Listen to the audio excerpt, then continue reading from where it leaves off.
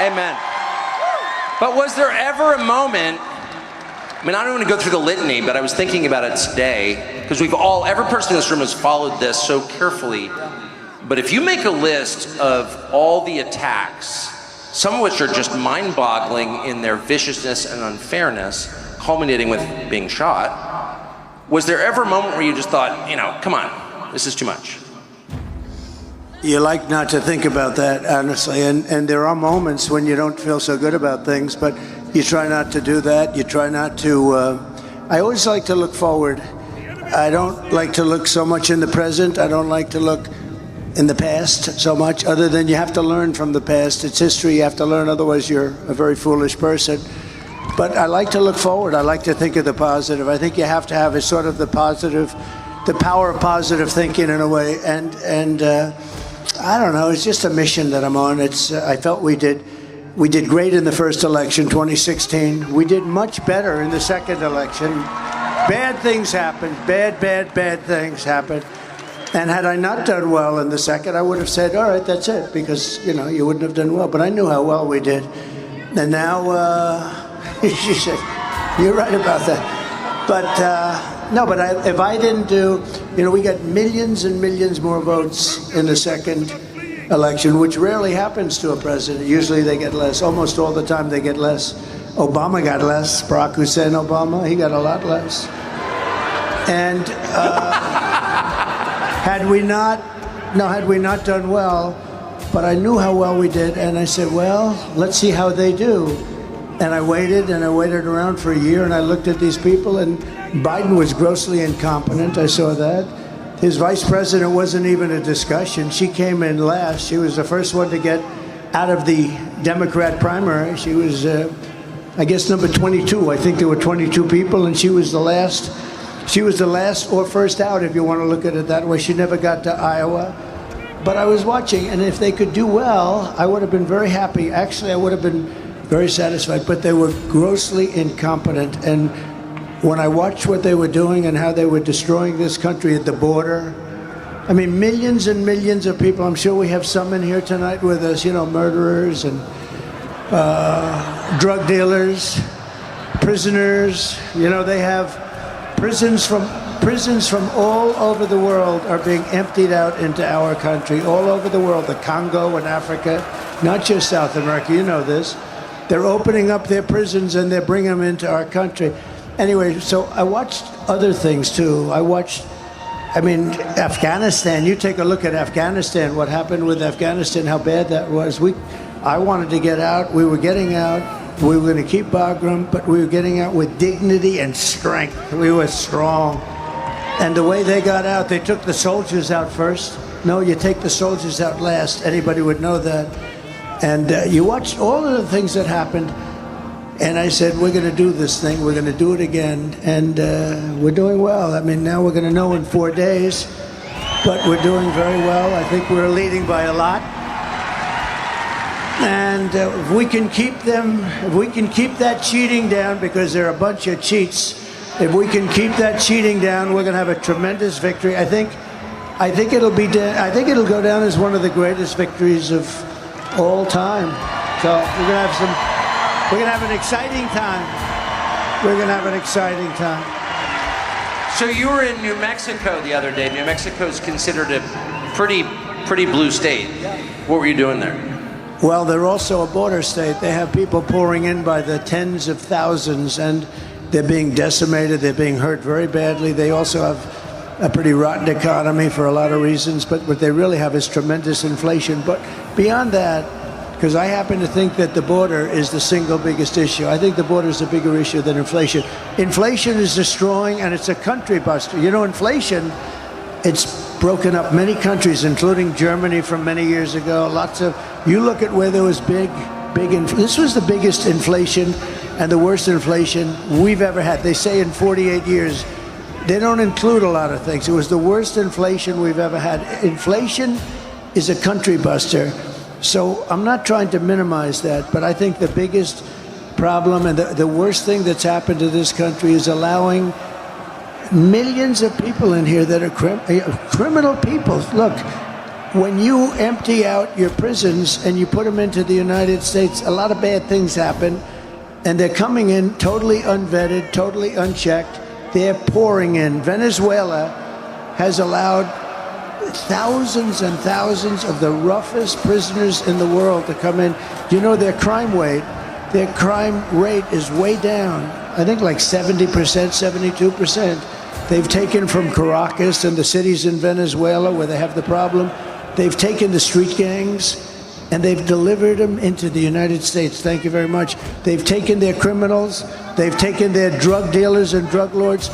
They've taken them out of Caracas and they brought them into the United States. And it is a disgrace, and we are going to have to do a very large deportation because you can't live like that. It cannot be sustained, Tucker. It cannot be sustained. I think you know that better than anybody.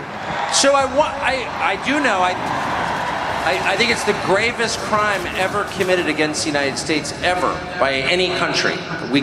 Our leaders committed it against us. But it does raise the question of motive. It hasn't helped the labor market any. It hasn't helped Americans at all. You've heard a Democratic senator stood up and said the United States military should take these people. We should give them guns. New York City has given them guns and the police department. You wonder, what is going on here? So it's the hardest thing. You know, in business, and you like to go and where you started from, you sort of like to understand where the other side's coming from. So here you're looking at something. Why do they want men in women's sports? And you know, I've been doing this now. I was very proud to say I wasn't a politician, but I guess after a while you're sort of a politician. I think you qualify, yeah. And you know, so I hate to say it, but you like to know where the other side's coming from. And I'll say, why do they want to have men, and they're so emphatic about it, men playing in women's sports? You see what's happening in volleyball, what's happening in swimming, what's happening in weightlifting. How about weightlifting, where records that stood for 18 years, are being broken by hundreds of pounds? The whole thing is crazy. Then you say, why do they want to have transition? I call them transition operations by the thousands. If you just say, well, I'm thinking about it, they throw you onto an operating table. And you say, why do they want to have that? Who wants that? Who wants to have open borders, they're all the same thing. They don't make any sense. We're the party of common sense, right? Because I think we're really the party of common sense. And there can only be a couple of reasons. Number one, they're stupid. Well, they're not stupid because you can't be stupid. No, but you can't be stupid and be that good at cheating on elections, okay? Because they're great at that. So they could be stupid. They could also hate our country. They could hate our country. They may hate our country. They may not even know it. A lot of people don't know it, and the other thing is they want to cheat on elections by signing these people up. And they are trying to sign people up. They're trying to sign people up that don't even know what country they're in, okay? So that's the other thing. So it's one of those three things. Nobody really knows. But you'd say, okay, so I've been doing this for a while. I've never had I've had people come up and say, gee, it would be great if you could get the taxes down. Gee, it would be great if you could do this. It would be hundreds of things. Nobody's ever come up to me and said, it's really important to me that we allow men to play in women's sports. Nobody. Nobody. And yet, it's such a big deal. It's such a big deal. Wait, so you think the point may be just to destroy? Just to break the country? It could be they hate our country. They may hate our country. And we deal with real scum. Like a guy like Adam Shifty Schiff. He's a sleazebag. And he's probably going to be a senator, if you can believe it. But I call him Watermelon Head. He has No, he's unattractive, both inside and out. That is... No, but this is a really bad guy. This is a dishonest guy. Not a dumb guy at all. He's got the smallest neck I've ever seen on a human being. He will never be a football player, I can tell you. But he's a smart guy, but he's just a sleazebag. There's nothing else you can... Should I give you a little example? I hope you will. I'm really enjoying this a lot. This gentleman happens to like my son, Don, I think, because he likes you. Now, maybe you don't, but he likes you. I have a son, Don, who's a good guy. He's a good guy. He's a wild man, a little wild. I would say he's a little wild. In a good way. But in a good way. He's a very good kid. And I read about, like, all of a sudden, he's involved with Russia. I said, but I know him so well. He's my boy. I know exactly. He knows less about Russia than the cameraman that's sitting right there who's never been. Don doesn't know anything about Russia. But one day, about 3 years before, they met, a whole group of people met with a Russian lawyer having to do with the Novitsky Act or something, having to do with child adoption. Crazy. But she was a Russian. Now, everybody in Congress knew this woman. But anyway, they go after him. Now, think of this. Russia was a major hoax. Okay, it's now been adjudged to be a total major hoax. We had the Mueller Commission. We had everybody. It was a hoax. It was made up to justify why Hillary Clinton lost the election, which she wasn't supposed to lose. It was a totally, and it was made up by Schiff and Hillary and some other just total sleazeballs. And what happened is the fake news media, which is back there, you do know that. They're always around someplace. But what happened is the fake news media, what they said is it started with a simple move. How did you lose the election? It was Russia. And I'm saying to myself, wait a minute, I won this election. What the hell did Russia have to do with it? And then it went, and it was only supposed to be a one-day deal by the Democrats. In other words, it was going to, but the press picked it up and they liked it. They like, ooh, Russia, that sounds good. You covered it better than you were funny. He'd go, Russia. He'd go crazy. But it drove you crazy, didn't it? Because you knew it was such a hoax. It was so insane, and all these people I knew believed it. It was such a hoax. They actually tried starting it up about 2 months ago. Did you see? It flopped. This time, the press just couldn't get away with it. I'll tell you about our lawsuit having to do with the Pulitzer. You know, we brought a lawsuit against, because they said the New York Times, Washington Post, they got the Pulitzer Prize for accurate and beautiful reporting on the Russia hoax, the whole thing. And I sued them, and it's doing very well, by the way. I want the reporters to give back their awards because they were wrong. There were plenty of guys that were right, like you and Sean, and there were plenty of guys that were right.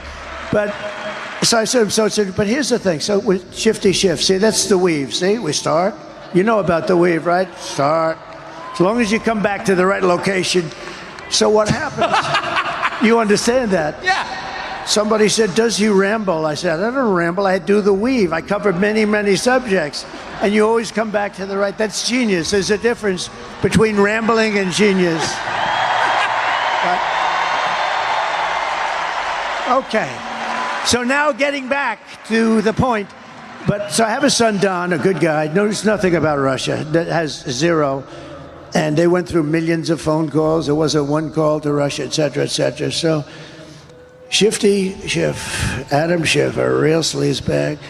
He's at an intelligence meeting, and he's not supposed to be talking, but wherever he goes, the press is out there standing because he's provocative or whatever the hell, or because they figure they'll get something bad on me, which is probably much more accurate. So Schiff comes out. Now think of this, how bad a person you have to be. I have a son, and I love my son. I love all my children. You love your children. I mean, there are a couple of people that, who doesn't love their children? There'll be about 20 people out there. But I have a son, and I love my son. And he's a good boy. He's a good guy. You know Eric, you know Barron. I love my kids. I have good kids. But I love my son. And Schiff goes out. Now think of this. It was him and Crooked Hillary and some other people. They conceived of this hoax. So they know it's a hoax. They know it's not real because it's a made-up story that they conceived, and, they spied on my campaign, all this stuff. But they conceived of the story, so he knows the story is false. And yet he leaves an intelligence meeting, goes to the press, which is waiting outside, a lot of press, and he says something to the effect, Donald Trump Jr., the son of the President of the United States, will be going to jail. He will spend many years in prison for what he's done to our nation. Fentanyl is closer than you think. Yep, literal record scratch for a record scratch moment. Maybe you're having a good night out, because fentanyl is only in so-called hard drugs, right? Actually, fentanyl has been found in party drugs like cocaine and ecstasy. And even the tiniest amount can be deadly. Get all the facts at factsfightfentanyl.org. Sponsored by the California Department of Public Health. And think of how bad you have to be. He just said that an innocent kid is going to go to prison on a story that's a bacocked story. It's a made-up story. And he said, my son, the president's son, is going to spend many years in prison. I called my son. I said, hey, Don, how's everything? Are you okay with this? He said, Dad, I don't know what they're talking about. He meant it. He said, I don't know what they're talking about. I didn't want to get into it too much because I didn't want to make him nervous. And I said, well, you don't know anything about Russia, do you? He said, Dad, I don't know anything. I have nothing. I don't know what they're talking about. So think of this. It turned out the Mueller report, and I tell you, it was an amazing thing that happened because I had 18 radical left lunatics, and I had Mueller who didn't know where the hell he was, okay? You saw that in the hearings. But think of this. I had no chance. It was a stacked court, but I had an angel in that court. I had somebody that wouldn't allow them to do what some of the sleazebags that you know, and you know who they are. Somebody on that court, and I think I know the person, high-quality person, and would not allow them to do what they would have loved to have done, is convict even though you're totally innocent, you didn't even know what the hell.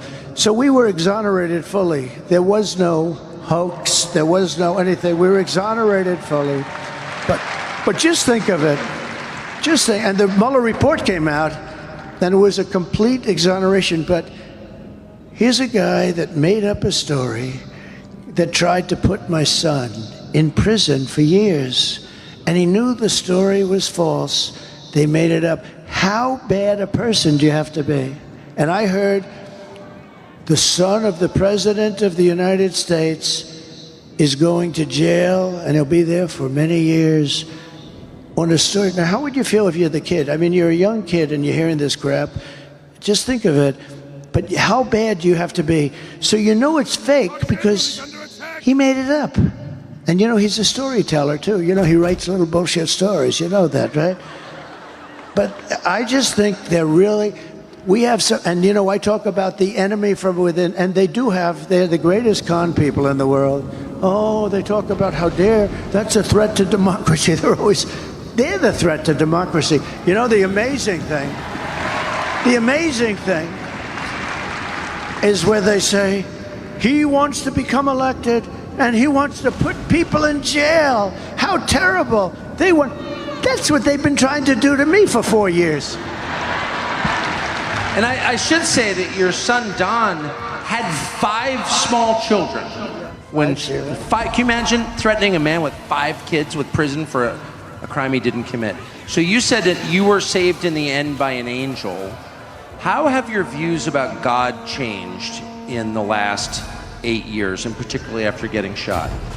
Well, look, I've always been a believer, but I wouldn't say, you know, there's a certain pastor, Robert Jeffress, and I didn't know, his name is Robert Jeffress, nice guy from Texas. And he said, you know, Trump may not be the best Christian of all, but he's the only one going to take us to the promised land because he's the best leader and he's the toughest guy and he's going to be able to get us through this crazy life. And he was a big supporter, and now I have unbelievable evangelical and Christian support because I've done a great job for them, and we're together. But he said he may not know the Bible quite as well as other people are supposed to. But, you know, he also did something. They picked Ronald Reagan over Jimmy Carter a long time ago. You know that they said he wasn't quite as religious, but he's the guy that's going to get the job done. And I did a great job with a lot of things having to do with saving religion, because these people want to put religion out of business. These people are, You know, they go crazy when I say the enemy from within. And I said, look, we have China, we have Russia, we have Kim Jong-un of North Korea, we have a lot of people out there. But if you have a smart president, I had a great relationship with President Xi until the China virus came in, and that was a bridge too far, but we'll have a very good relationship. And there's reasons for them to want to like us. There's big reasons. But if you have a smart president who wants that kind of smart, meaning with people, if you have a smart president, somebody that knows what's happening, you're going to be fine. But, you know, we do have an enemy from within. We have some very bad people. And those people are also very dangerous. They would like to take down our country. They'd like to have our country be a nice communist country or a fascist in any way they can. And we have to be careful of that. But they're the greatest con artists in the world, because as soon as I said an enemy from within, they said, oh, he wants it. Oh, he's saying an enemy from within. These are sick puppies, I'm telling you. Well, I mean, I gotta say, just objectively, I noticed that the second you left and Biden came in, we didn't have any more Antifa riots, which makes me wonder if, like, how is Antifa not the militia of the Democratic Party? Yeah, but you did have a lot of riots, and you have a lot of people being hurt in a different way. You have a lot of people being hurt very, very badly. We stopped. You know, we had a period of time where they wanted to tear down statues. Yeah. And, you know, they thought the statue of Abraham Lincoln should be ripped down immediately, and a couple of others. And we stopped them. I signed an old bill that was old and dusty. It was like of 1910, the United Statues Act of like 1910. It said that if you tear down a statue or even get near it, if you don't want it, it's up to the president, you go to jail for 10 years. And when they started getting a little bit frisky, I took that old dusty statue, hadn't been used in a long time. We took it out, and they were getting a little wild. You remember that period of time? And I said, I had a little news conference, and I said, anybody that touches a statue, they were going to rip down Andrew Johnson. They were going to rip down Andrew Jackson. And the rope was already on them. And I mean, I saw what was going on. And I signed that thing, and I had a news conference. I said, anybody that touches a statue, if you touch the statue, you're going to jail for 10 years with no parole, no early getting out. And I looked, because there was a little discord in Washington. I looked at those people from the back, and I saw those people. I saw about 1,000 asses. They were facing me as they headed out of town. They were heading out of town, and we never heard from them again. Until recently,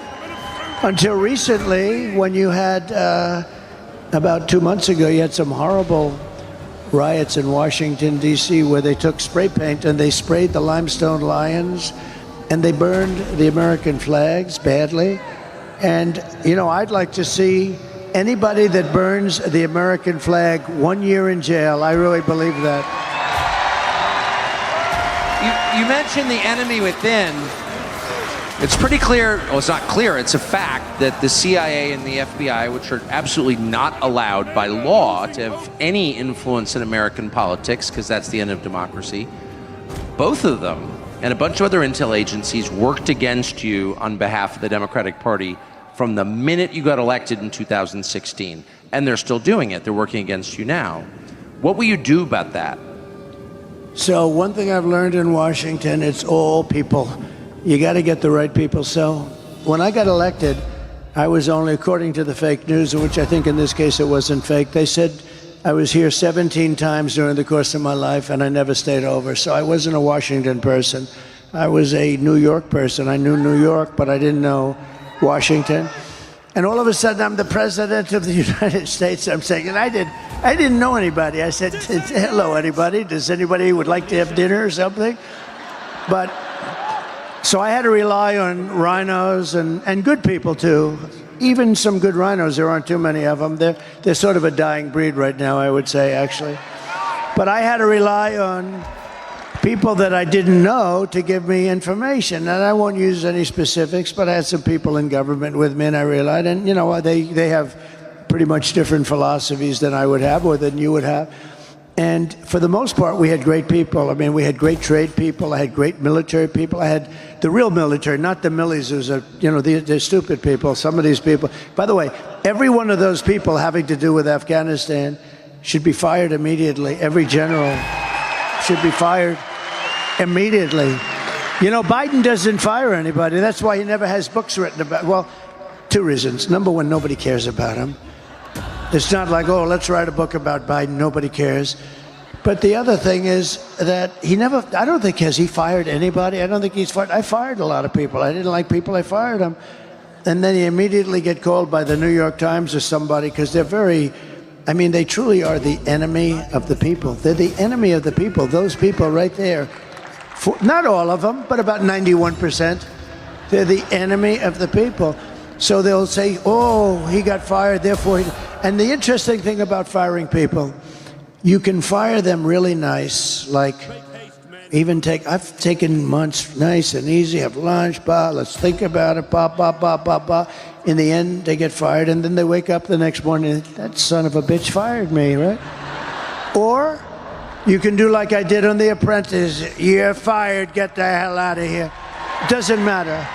When you fire somebody, you fire somebody. I've learned after years, you might as well just fire them. Then I do another thing. I say, and I wouldn't do that again, because I'm a nice person.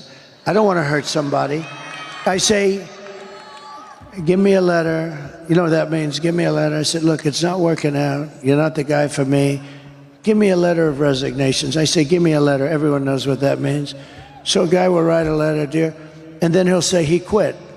And that's okay. That's what the problem is when that happens with me, it's always a big story. So-and-so quits. Virtually every person that gave me a letter, I said, give me a letter.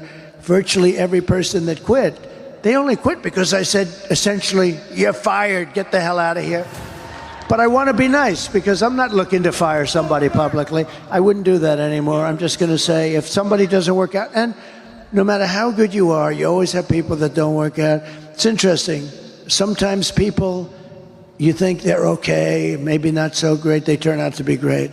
And sometimes you say, this guy is going to be phenomenal, and he turns out to be a stiff. But I had some people that were, like a guy like John Bolton. A friend of mine calls me after I put him on. He said, don't hire that guy. He's no good. He's bad news. He's dumb as a rock and all that stuff. I said, it's a problem, but I like him for a different reason. He's the one that got Bush, him and Cheney and a couple of other of these lunatics. They got them to go into the Middle East and to create war in the Middle East, to spend $9 trillion. Remember, I used to say, don't go into Iraq, but if you do go in, keep the oil. Well, they went in, but they didn't keep the oil. They didn't keep anything. Iraq is a massive oil country. They have $400 billion right now. But I said, don't go in. But I said it as a civilian, so people cared because for whatever reason, I get a disproportionate amount of publicity. And someday he's going to explain to me why. Will you explain that to me? So even as a civilian, sort of, before I ran, but I'd be very much, involved with things and statements that call and ask. But I said, don't go in. They went in. It was such a bad decision. So Bolton, see again, you get back. Bolton, a real dope. But I thought he'd be great because he was so stupid. He was like a boiler. Every time, if somebody shot down a little tiny crappy drone that cost about $15, he'd want to go to war with Russia. I said, no, I think he was great for me, though, for a period of time because he was a nut job, and everybody, I could see his face get red with that stupid white mustache, and he'd be ready to explode. And this was good for me. I went to Kim Jong-un in North Korea. I took this moron with me, and he never said anything. But when Kim Jong-un saw him, he said, oh shit, I think the guy wants to go to war. So he was great for me to negotiate with. The same thing with Russia. When Putin saw him, I'd be very nice. I'd say, hi, Vladimir, how you doing? And then Putin's, 2 rows back, and it'd see that moron, and it'd say, holy shit, this guy wants to go to war with me. And I got a lot of what I wanted. You know, we killed, as you know, the Nord Stream 2. I killed Nord Stream 2. That's the other thing that's great. Their PR sense, their political sense, very interesting. They love to say that I was a friend of Russia, I worked for Russia, I was a Russian spy. These people are sick. The biggest job Russia ever had is Nord Stream 2. This is the biggest pipeline like in the world. Goes from Russia to Germany and all over Europe. I killed it. Nobody would kill it but me. I stopped it. The thing was half built, dead. Then there's obviously, look, in all fairness to Biden, he was dumb 35 years ago. He was a dumb guy. It's true. It's true. But he comes in and he approves it, but he stops the Keystone pipeline, which really we need. That's our pipeline. But think of it. Wrong country. Yeah, but think of it. It's rough. It's rough stuff. He stopped. I said, wait a minute, it's supposed to be the other way. Let Keystone go, but stop the Russian pipeline. And I went to the Germany and the different countries, but mostly Germany, and say, so let's get this straight. We're helping you and guarding you from Russia, but you're paying Russia billions of dollars a month for oil. How's that working? That's not working, dude. I mean, the whole concept. Anyway, I stopped it. And then I keep reading stories that, oh, I was a puppet for Russia. Putin actually said to me, if you're a puppet now, I'd hate to see if you were angry, because this was the biggest economic job. This was the most important thing that they probably had ever done, and I stopped it. It's all about the people, Tucker. If you have the right people, it goes beautifully. It's like in my real estate business. If I have a good building here and I have a good superintendent of the building, and that guy's doing a great job, and I've done it over the years with my father, would have a building and another building, and you'd have a great super here and a lousy super there. The one here, the building, everything was perfect. Over here, everything was crappy that we had there. So now I say, let's take this super, move them over here. It worked beautifully for there, but not for there, because now all of a sudden that one doesn't. It's all about the people. You gotta put the people in. And if I have any complaint about myself, and I don't really blame myself, because in all fairness, I became president of the United States, and I never did this stuff before, you know? It's pretty good. I never did it before. I was driving down Pennsylvania Avenue with Melania, the new first lady, who's great. People love her. She's got the #1 selling book. Tucker, she's got the Melania right now has the #1 selling. Go out and buy it. It's a great book. It really is. But think. So I had never done it before, and I do it. We had 18 people, including me. We had debates, and all of a sudden, we had 17, 16, 15, and they started disappearing. And a lot of people thought I was doing it just for fun. You did. I think Tucker did, too. He thought I was having a good time. I was actually having a good time. But all of a sudden, did you notice they started to disappear? Then you have 10 people, and then, you know, you had low-energy people. You had a lot of interesting people. And then I came up with nicknames for everybody, and for the most part, they were extremely destructive, right? We had some beauties. We had some, like Pocahontas because I don't use my Republican names anymore, because I'm friendly with all those guys. We retired those names. But all of a sudden, they start. And then we get down to 10, so now 8 are gone. And we're down to 10. Remember, we needed 2 stages because there were so many. I said, we have the children's stage, and then we have the grown-up stage. And it was all based on the numbers, the ratings, the numbers, your popularity, how you're doing. So then we're 10, then we're 8, then we're 5, then we're 4, 3, 2, 1, right? And all of a sudden, I'm the nominee, and everyone thought I didn't want to be up, but I did want to be. Don't let them tell you that. They said, he didn't, all these geniuses, they said, he didn't really want to win. He's extremely upset that he would, no. If you're going to play, win, and some people were surprised. But you heard that I didn't want to win, and I was miserable that I won. No, that's a false story.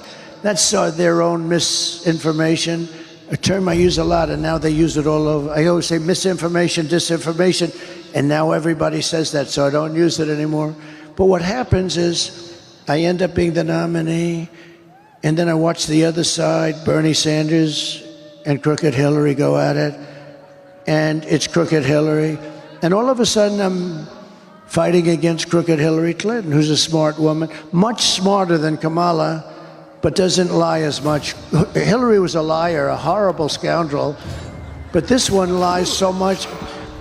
And she's a low IQ individual. She doesn't even know she's lying, I'm telling you. This is not what you want for your president. That has nothing to do with me. This is not what you want.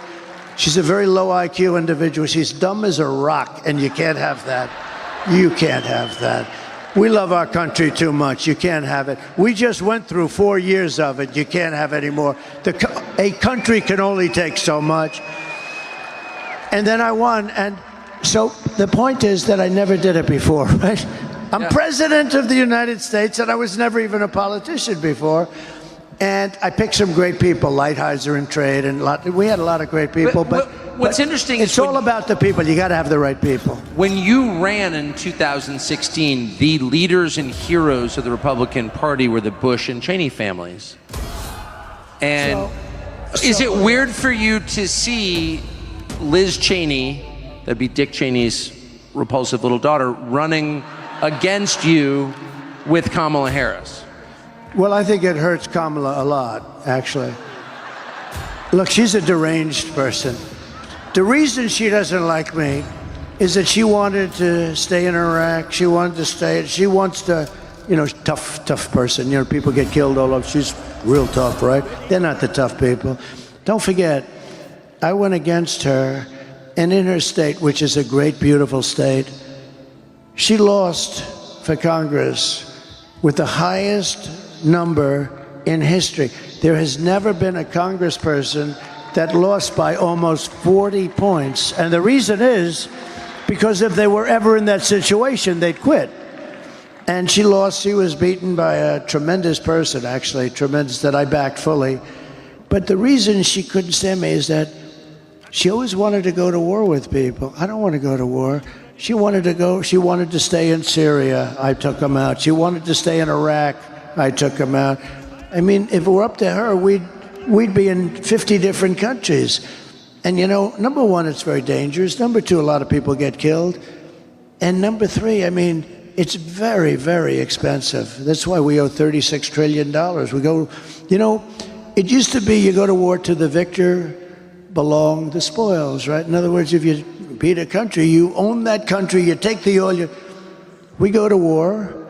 We bomb the crap out of it, and then we leave. It's almost like, what are we doing? What's going on? We bombed the whole Middle East, and then we left. What did we get? We got nothing. We destroyed. I mean, we bombed the hell out of everything. When they took out Iraq for 1,000 years with different names, you had Iran and Iraq, similar powers. They were the two big ones.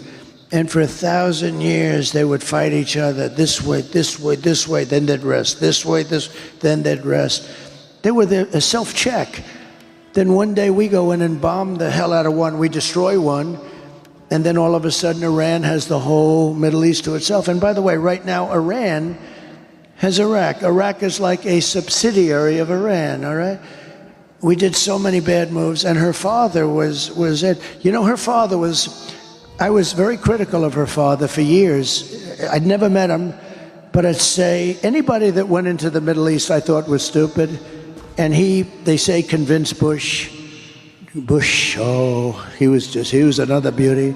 But he supposedly convinced Bush to go in, him, Bolton, and some other lightweights, convinced them to go in. Let's go into the Middle East and destroy the whole place and kill millions of people.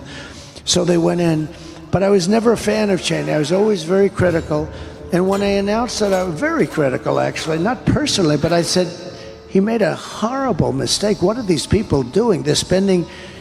We spent 9 trillion with a T, not even with a B. Normally I say not million, billion, but now I say not billion, trillion. We spent $9 trillion bombing the hell out of the Middle East. And what the hell did we get other than lots of dead people, including our people? We got nothing. So I was very critical of him. And then I announced I was running, and I was shocked that he was one of the first people. He endorsed me immediately. I said, that's amazing. But he had something that was very interesting. He had Scooter Libby. I mean, these are little stories that are interesting. Scooter Libby was a man that could have done great destruction to Bush, and they left him behind. He was given to the prosecutors. They prosecuted him rather violently, and he was almost like a sacrificial lamb. And as somebody that knows a lot about what's happening, I said, you know, if I were ever president, I'd do something with that guy. That guy got treated very badly, Scooter Libby. And when I became president, I actually called Dick Cheney. I said, let me ask you about Scooter Libby. He was best friends. He was begging Bush to give Scooter Libby a pardon, but Bush didn't have the courage to do it. You know, it takes courage to give a pardon. It does take a certain courage because the press comes after, you know, et cetera, et cetera. And he didn't have the courage to give him. He should have given him a pardon, but he didn't have the guts to do it. But Scooter, and what happened is Dick Cheney, for years, for a long time, hated Bush. And don't let anyone tell you, he hated. He said, you don't leave your wounded behind. And I understand that. And Scooter Libby really saved Bush, because he could have said things that would have been very dangerous for Bush in terms of getting impeached, in terms of going to jail, in terms of bad things happening. But Scooter Libby didn't do that. And in all fairness to Cheney, I give him credit for this. He was very loyal to him, but he couldn't get Bush to do what he should have done. I came into government, and I did what they should have done. They didn't have the guts to do it. I did it. And Scooter Libby was pardoned. I gave him a pardon. And I never met Scooter Libby, by the way. Never talked to him before that. And I got a call from Scooter Libby after I did that. And he broke down in tears, thanking me so much. And then Cheney called me, and he said, that was so incredible what you did for Scooter Libby, because he was really on Scooter Libby's. Scooter Libby took a lot of heat and took all of it and didn't say anything bad about Bush or Cheney or anything else. Could have done it, I know, because you have guys that do that, and you have guys that lie, which is worse, right? But you have guys that do that. But he was very loyal to them, and he suffered greatly.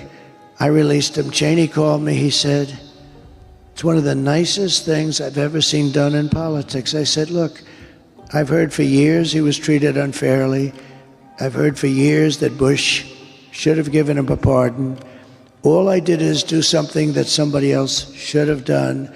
And Cheney was so, he said, I really want to thank you. He said, now I'm so glad that I actually endorsed you. It's amazing, but that you would do this. And I didn't speak to him about it. But then, go a couple of years forward or go now, and I don't blame him for sticking with his daughter, but his daughter is a very dumb individual, very dumb. She's a radical war hawk. Let's put her with a rifle standing there with 9 barrels shooting at her, okay? Let's see how she feels about it. When the guns are trained on her face. They're all war hawks when they're sitting in Washington in a nice building saying, oh, gee, let's send 10,000 troops right into the mouth of the enemy. But she's a stupid person. And I used to I'd have meetings with a lot of people, and she always wanted to go to war with people. So whether it's her, whether it's Dick, I was surprised a little bit with Dick Cheney. I didn't know him at all. I only had essentially the 1 or 2 phone calls, and it was only a call saying, thank you very much for doing that for Scooter Libby. That was nice. And Scooter Libby, by the way, was beyond that. He couldn't believe that it happened. Nobody would do it. They should have done that for him years before. But I was a little surprised because I actually thought that Dick Cheney would go with me over his daughter, and he didn't. And you know what? I understand it. It's your daughter, and you go. But she's a bad person. One other thing, they had the J6 committee, and I say this for the fake news back there. They learned a lot of phony things, like that I took on when I was in the car, take me to the Capitol, I said, according to this young lady. And then they said, sir, we won't do that. Well, number one, if I said it, they do it. But I had two people, Secret Service guys, both extremely rough guys.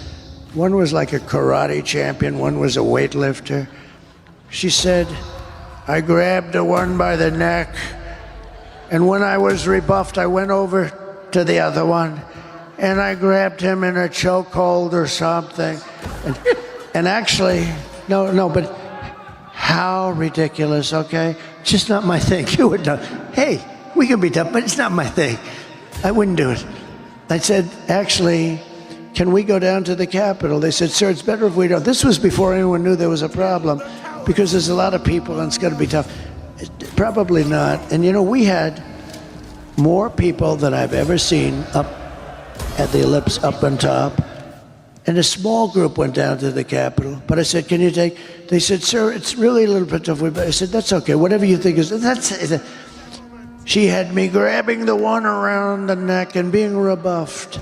And then I grabbed the other one. And these are, I know them both very well. Bobby. I know Bobby wins, Bobby. And they're good. And they're good guys, too, but they're tough guys. I think they probably could have rebuffed me. I'm a little bit older. But friends of mine love the story. They said, leave the story. You sound like the toughest dude around. It's a great story. But it was totally made up. It was all made up. But here's the end result. The J6 committee, they call it the J6 Select Committee, like select. They're not select, they're scum. So what happens, take a look at them. They're all political hacks. But here's the thing that bothers me. They found out all this stuff was untrue. They found out her story was untrue. The two guys in the car testified. It's ridiculous, they said. It is ridiculous. Can you imagine? They also, I think, said it was the Beast, and it wasn't. It was one of the other ones. But you can't even get your hands through. But to think that I would be taking on two nice young guys simultaneously. All right, Sam, I'm ripping one and ripping the other. They're crazy. And then I went back to the White House, which I love, and I started throwing hamburgers all over the place. Okay. Finish the story is this. What happened is terrible. They went a year and a half, and Kevin McCarthy, who's a very nice man, he made a mistake because we wanted Jim Banks and Jim Jordan on the committee, and so there'd be like 8 to 7 or something. And called me on this. He said they didn't want Jim Jordan, he's a fighter. They didn't want Jim Banks, he's a fighter. And so Kevin said, we don't want anybody on the committee. We think this committee's a sham. And I understood that was good for a day, but for the 2.5 years, we had nobody to fight for us. In other words, we had a committee. You know who was representing us on the committee? Crying Adam Kinzinger and Liz, the moron Cheney. That was who was on the committee. So these were the two Republicans. Kinzinger, who was a total whack job, and Cheney, who was worse than him. This was so they talk about it was a bipartisan, they call it a bipartisan commission. And I think I'd never liked the idea of not, because even if you didn't have Jim Jordan, who's very good, and Jim Banks, we have a lot of great people that would have been good, and they would have, they would have mixed it up. End result, like, they finished their report, they burned and destroyed and deleted everything. Everything.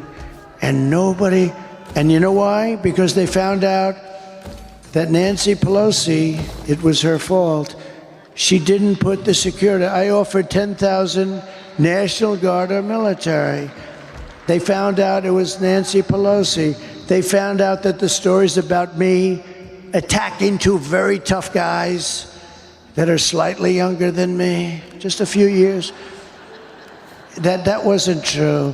They found out that much of it wasn't true, and they were very embarrassed. So the Unselect Committee, I call it the Unselect Committee, which I always thought was a great name because it was a select, I call it the unselect committee of political thugs. What happened is, think of it, end of the story. They deleted and destroyed all evidence, all documents. There's nothing. And the reason they did it is because they were guilty as hell. It's the greatest cover-up. And the fake news back there will not cover it. They've never even, I think, done a story. In other words, when you go into court, we want that information. There is no information. It's been destroyed. Everything's been destroyed. We have a very crooked government. Remember that. And we're going to straighten it out, and we're going to make it an honest government. So I have to ask you about the pardons.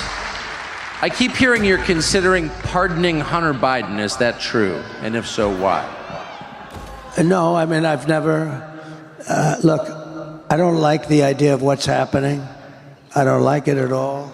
They've weaponized government, but they've weaponized it against me like nobody's ever been weaponized. The big case was the documents case. We won the case in Florida. We're winning other cases, too. But I've had to devote money and time to this. Instead of running against these stupid people, I had to devote a lot of money and a lot of time, which is what they want.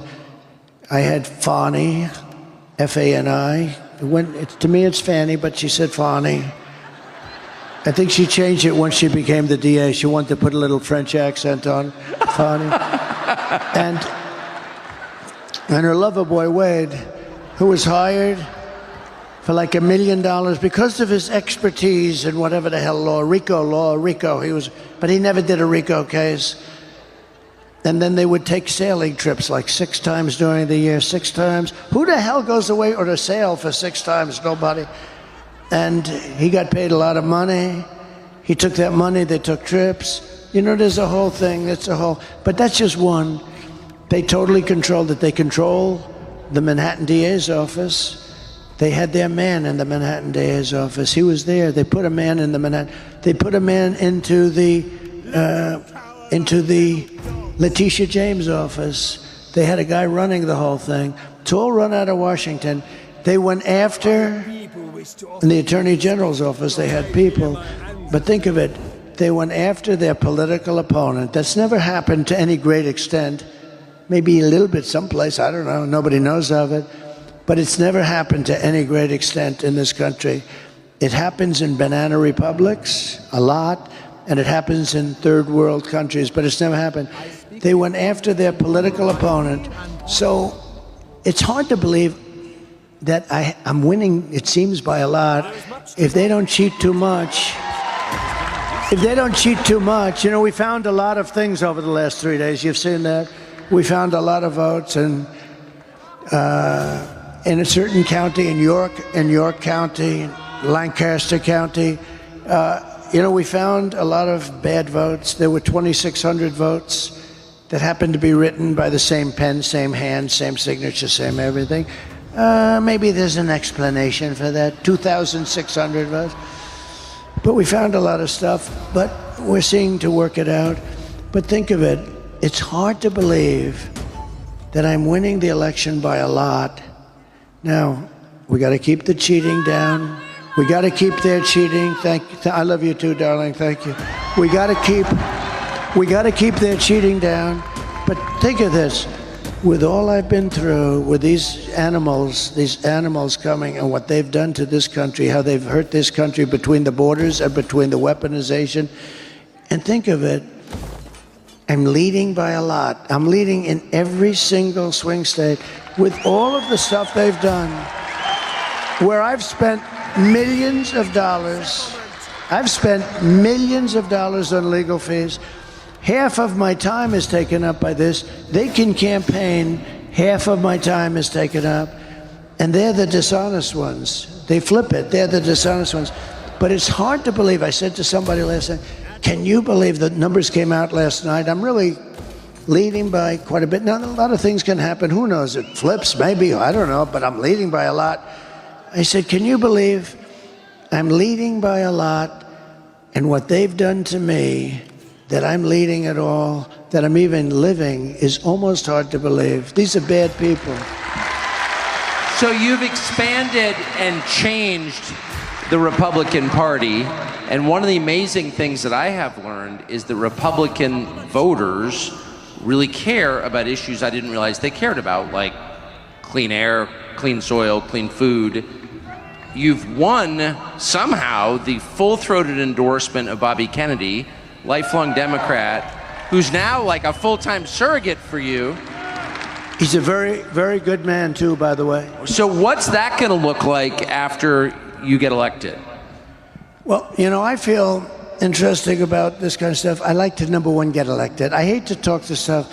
A lot of people, they set up, I know that even when I ran, Hillary had an office set up where they were interviewing all the, I don't want to do that. I want to get elected first, and then we'll cram a little bit. But, you know, I don't like doing it. No, I remember she set up this big office. They're interviewing people for jobs. And actually, you're supposed to do it. But I want to win. I want to win in 5 days from now. It's almost 4 days from now, right? In 5 days from now, when we have a victory, we're going to have the best people. Here's the one difference, one big difference between now and 2016. I know Washington and the people through testing, real testing, better than probably any human being that's ever hired people. So I went from not knowing anybody and having to rely on, in all fairness, Mike Pence and many other people. I had Mike Pence, and I had others, and they would recommend people. Sloppy Chris Christie recommended some people, and I wouldn't have used him had I known. But you rely on people. And by the way, you know, I hate talking about this because we had mostly great people. Think of it. We had the greatest economy in the history of our country. We rebuilt the entire U.S. military. We defeated ISIS, and we had no wars. We cut more regulations than anybody in the history of the country times 5. And, you know, but we had the best economy in the history of our country. I took in billions and billions of dollars in taxes and tariffs from China. I mean, we had an unbelievably successful administration. We were energy independent. We didn't need anybody's energy. We had so much oil, we didn't know what to do with it. And now take a look. 4 years ago, we were energy independent. Think of it. And today we're taking tar from Venezuela. You know, they don't really have oil, they have tar. You have to heat the hell out of it. It costs you more to heat it than it does to sell it. But we are going to Venezuela. Think of it. Venezuela was like the enemy. We are now giving, you know, I got a kick a month ago, you saw it. They foreclosed on his plane, but they give him billions of dollars. I said, that's okay. He's going to buy a much better plane with the money we give him, right? But we go to Venezuela for oil. We were energy independent. We have more liquid gold, that's oil and gas, under our feet than Saudi Arabia, than Russia. And we were going to be not only energy independent, within 6 months, we were going to be energy dominant. We started off at number 4. And when I left, 4 years later, we were number 1. We were much better and bigger than Russia or Saudi Arabia. Think of that. But we were going to be triple the size of both. And we were going to supply it to Europe. We were going to supply it to Asia. All over the world we were going to supply. We would have made a fortune. But then we had a little mishap with the election where I got more votes than any sitting president in the history of our country. You do know that. More than any sitting president. The only one that supposedly got more votes, and I wouldn't believe it, was Sleepy Joe Biden, who campaigned brilliantly from his basement. People had no interest in this guy, but he got more votes than anybody in the history of the United States of America. So anyway, so bad things happened, but we had something going that nobody had. I mean, we had an unbelievably successful administration, but I also put in some people that, in retrospect, I wouldn't have used. But I had to rely on other people. for recommendations. Now I know everybody. I know the dumb ones, the smart ones, the weak ones, the strong ones. I think I know everybody. And I've got people that I think will be great. With that being said, you pick people and sometimes they disappoint you. Everybody knows that.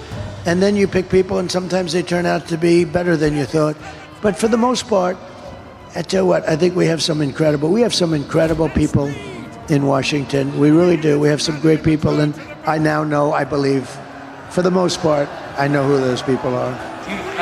You think Bobby Kennedy and Elon Musk will be influential figures, without being specific about what those roles will be, in your administration? Yeah, I do. I think so.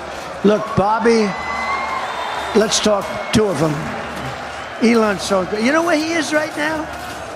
He's in Pennsylvania campaigning for me. Elon. That rocket ship, right? No, it's so great. He docked that big monster, 22 stories. I thought the sucker was going to be dead. It's a very crazy story. I mean, I saw it coming in on television. I was talking to I told the story tonight, but I thought it was I'm talking to this very important guy, not as important as Tucker, but important. A big shot. Somebody everybody would know. Talking to him, I'm bored, stiff. He's a boring guy. Oh, who is he? So anyway, no, I'm talking to this very big shot, important guy, and I have the television muted, this thing's going on, the whole thing was really boring. Then I see this monster thing coming down. I see fire all over, fire left, right, and I'm looking, I'm saying, hey, could you hold it a minute? Yeah, sure. I said, yeah, I just want to see something. I put the phone down. I sort of forgot, and I didn't pick him up for like 50 minutes, and 5-0. And you know what? Because of the fact that I was president, and I very well might be president again, he held on the whole time. Can you believe it? But it's true. I pick the phone up, I say, oh shit, the phone. Hello? Hello? He goes, hello? The poor guy. But I had to see this. And I turn it on, I see it. Now you have to understand, it left, I saw it leave, and it was beautiful white paint. Now it's coming down, and it's just dark brown. It's coming down at 10,000 miles an hour or something. I think it's 10,000. It's coming down at levels of speed that nobody ever even conceived of. And it's all burned and it's rough. But it's coming, and now it's turned around. It turns around. And you have the gantry, the big, beautiful gantry. And it's coming, and it's going to, I said, oh, it's going to crash, because you see at that bottom, this section right here, that sucker's, oh, I'm going, come on, baby. Come on.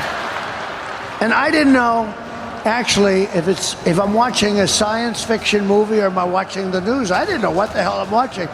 But I see this thing coming down, and all of a sudden it's going into the steel, the big steel gantry up here. It goes to things like 20 stories tall, too.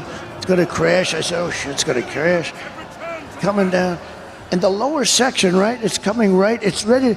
And then all of a sudden, whoa, fire, flames come pouring out of the lower section. It's jets. And they're pushing it over right here. And then it comes down. And I'm saying, I mean, is that the coolest thing you've ever seen, right? Is that the coolest? If you don't think I want a guy like that working for us, so, we've got to cherish our brilliant people. They don't treat him right. We've got to cherish our brilliant people, because we don't have too many of them. Nobody does. Nobody does. So, talk Elon first. Elon wants to, by the way, I'm having a great time up here. Are you having a good time? This guy. Is he the greatest interviewer? He asked me one little question. I talked for 20 minutes, and they're going to say he's better than Larry King at his prime, right? It's an easy job. Is that the greatest? you're an easy interview. He is great at what he does. There's few like him, I will tell you that. So with Elon, he has a theory, and he's right, that there's unbelievable waste and fraud. Like, I saved much more than $1 billion when I came into the White House in one day when I said I'm not going to pay that much to Boeing for Air Force One. And they ended up taking like much more than $1 billion off the price. It took about a couple of weeks, saying I'm not buying it. No, I don't want it. But there's a plane that you're saving much more than $1 billion. And you've got thousands of things like that. Not as much, and in some cases much more. They're building an aircraft carrier, the Gerald Ford. The thing came in like at $20 billion for a boat, $20 billion. And it doesn't work because they decided to use electric catapults that throws the planes off instead of steam. They decided to go electric. Why are they people that going all electric? By the way, I'd end the electric mandate on cars day one. You should have electric, but you got to have gasoline, you got to have everything. That'll come off on day one. Many things will be done on day one. Your head will spin when you see what's going to happen, the stupidity. But what I like about Elon, Elon's a great cost cutter. And Elon thinks he can cut the costs of our government by $2 trillion. Think of it. That's the entire deficit, because it's now at a level. By the way, we have the biggest deficit we've ever had under this stupid group of people. But he thinks he can cut $2 trillion without affecting anybody, just through, and I think he can do that. I do, I believe that. And that's really what he wants to do. He doesn't want to work, he doesn't want to become a secretary of something. I'd love to have him, to be honest with you, but he doesn't want to. He's doing a couple of other things, like rocket ships. He sends 92% of the rockets that go up are his rockets. Think of that. Russia, China, and us, 92% are him. And he's the only one. I asked him, I said, are you the only one that can do that? He's the only one that can land it like that. And he said it'll be years before they can do it. He's a great guy. He wants to cut costs. That's what he wants to do. He wants to save the country. He said that if Trump doesn't get elected, the country is finished because, he understands me. And I understand. I got to know him a little bit in the White House, but much more so over the last few months. He endorsed me. He gave me an endorsement that was so beautiful. He said, if Trump doesn't win, I think this country is finished. He's worried about the country. He's worried about it. He thinks he can save $2 trillion, in which case we don't have a deficit. The whole thing would be $2 trillion a year, by the way, a year. And I will definitely, now, Bobby is great. The only thing I'm a little bit worried about with Bobby, so I want him to work on health, and I think there's nobody like him. I think he's right with so much of the things he's talking about, because, we're not a healthy country. If you look at some of the countries in Europe, they're much more healthy than us. We're a rich country. We got to get rid of a little debt, but that's okay. We've typically been very good at that. I've been very proficient at that. I've had it both ways. I've had a lot of debt and I've had very little debt. And as you get older, having very little debt is much better, believe me. But you know what? He really wants to, with the pesticides and all the different things. I said he can do it. He can do anything he wants. He wants to look at the vaccines. He wants everything. I think it's great. The only thing I say to Bobby is leave the liquid gold under our feet alone. We want to have a little gasoline. Because you know what I'm going to do? We're going to unleash much of that. And we're going to, Germany tried to go all green and they almost destroyed their country. And that was the end of Angela, by the way. That was it for Angela. They went all green. They had windmills all over the place. And the wind stopped blowing for a couple of weeks. And that was almost the end of Germany, actually. But the only thing, and I say it jokingly, but I say, Bobby, I love you looking at health. I want you to take care of the women of this country, the men of this country, and the children of this country. You don't have to worry about anybody else. But the one thing you got to do for me, Bobby, is leave what's under my feet, the oil and gas. You leave that to me, Bobby, because we're gonna make so much damn money, and it's clean. It's gonna make it clean. We're going to make, we have, look, China doesn't have that. That's why China's going electric. If we go electric, we're playing right into their hands. We have oil and gas. They don't. They have things for making the batteries and other things. They're going to make the electric cars. We're not going to be making the electric cars.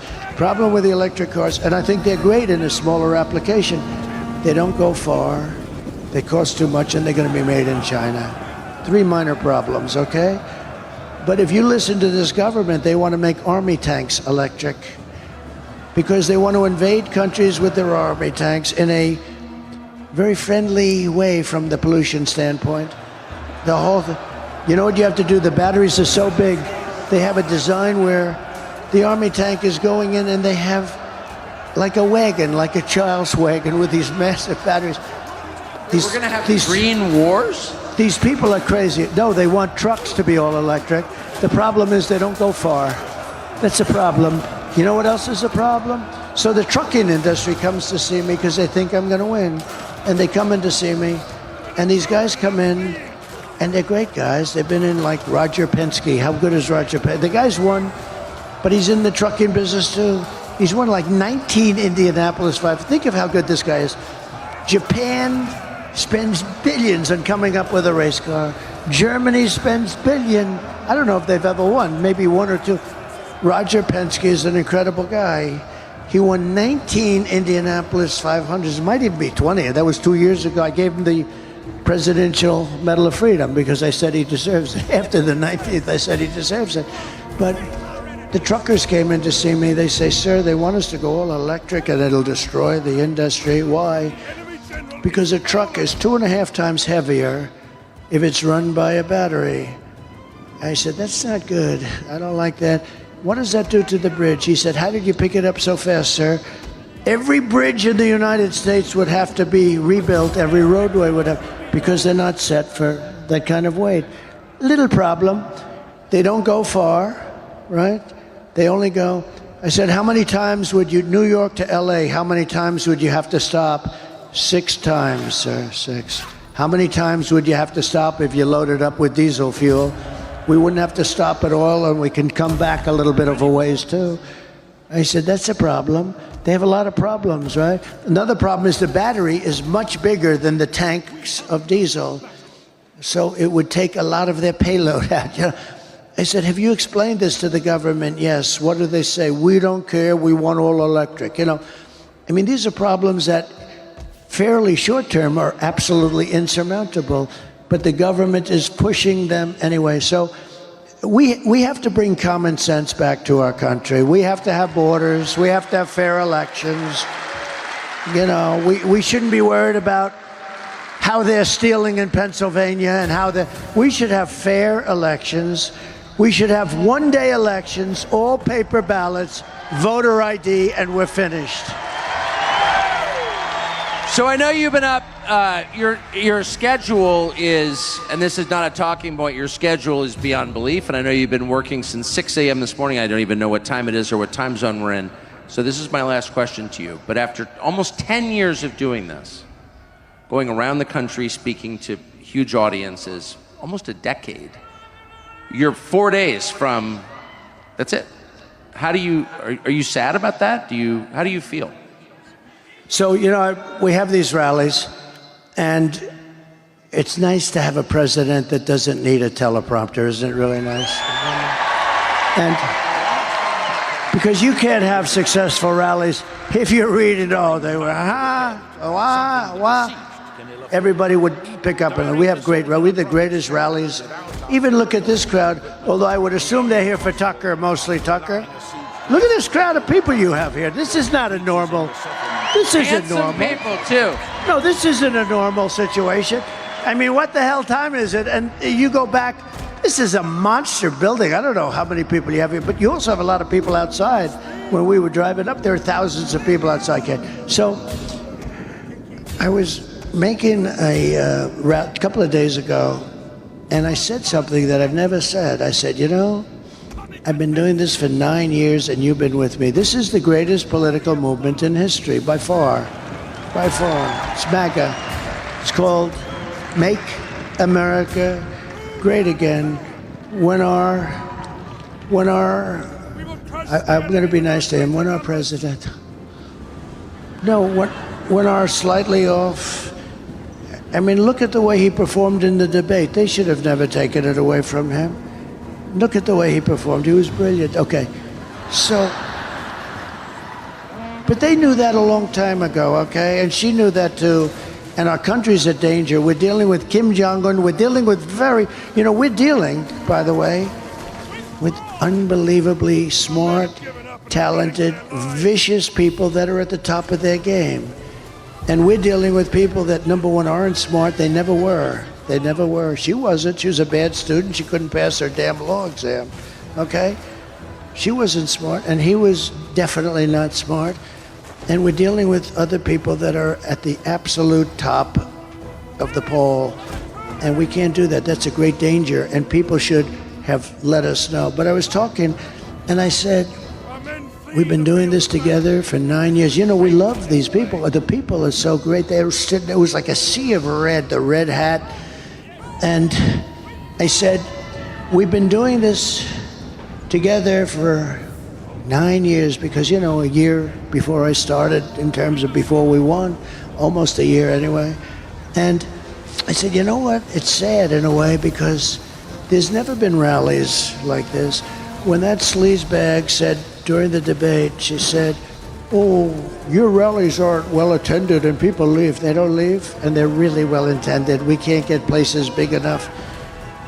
And then I said, no, you know, the rallies are the biggest in history. We never have it, just like this is a part of a rally. We never had an empty seat and nobody leaves early. And you know what? If I saw people leaving, you know what I'd do? Ladies and gentlemen, we're gonna make America great again. Goodbye, everybody, and everybody would be happy. Nobody would leave, but we don't have to do that. Nobody leaves. It's a love fest. It's never happened before. This has never happened before. He's a big fan of Ronald Reagan, so am I, but if Ronald Reagan, let's say, went to New Mexico like I did today, we probably had 25,000 people standing in an airport early in the morning today. But we have massive crowds. Look, we had 107,000 people in New Jersey. We had 101,000 people in Butler just a few weeks ago, right? We had 114,000 people in California a month ago, right? 114,000. The owner said, the person that has the land, a nice guy, he said, you get bigger crowds than these guys that play guitars, and I don't have a guitar. So this has been a love fest. But I said, and I meant it too, I said, you know, we've done this for 9 years, and it's sad. I never thought of it, actually. It'll never happen. It'll never happen again. It's never going to happen again. In 4 years, somebody's going to be running. Could be JD. It could be this one. By the way, he's doing a good job. The best. He's doing a good job, but it could be JD, and he'll have competition no matter what.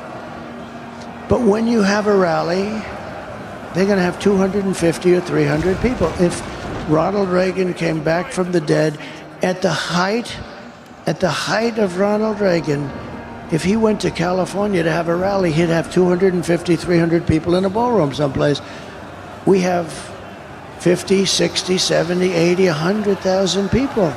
And in all fairness, we're late. I don't know. I have no idea. I've been doing this all day. I have no idea what time it is. But I know it's not exactly prime time for doing this stuff. And you look up into the rafters of this massive building, and there's no empty seat. There's no anything. It's by the way, and for whatever reason, I can't explain the reason, but it'll never happen again.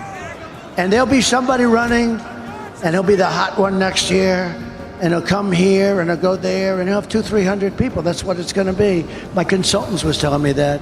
Said, we've consulted for 25 years. If we'd have 300 people, we were thrilled. If we'd have 200 people, we were thrilled. And you have like 30, 40, 50, 60. In South Carolina, we had 88,000 people. In Alabama, we had 68,000 people. It's an amazing phenomenon. And I'm not giving myself, it's just, I'm giving you the credit.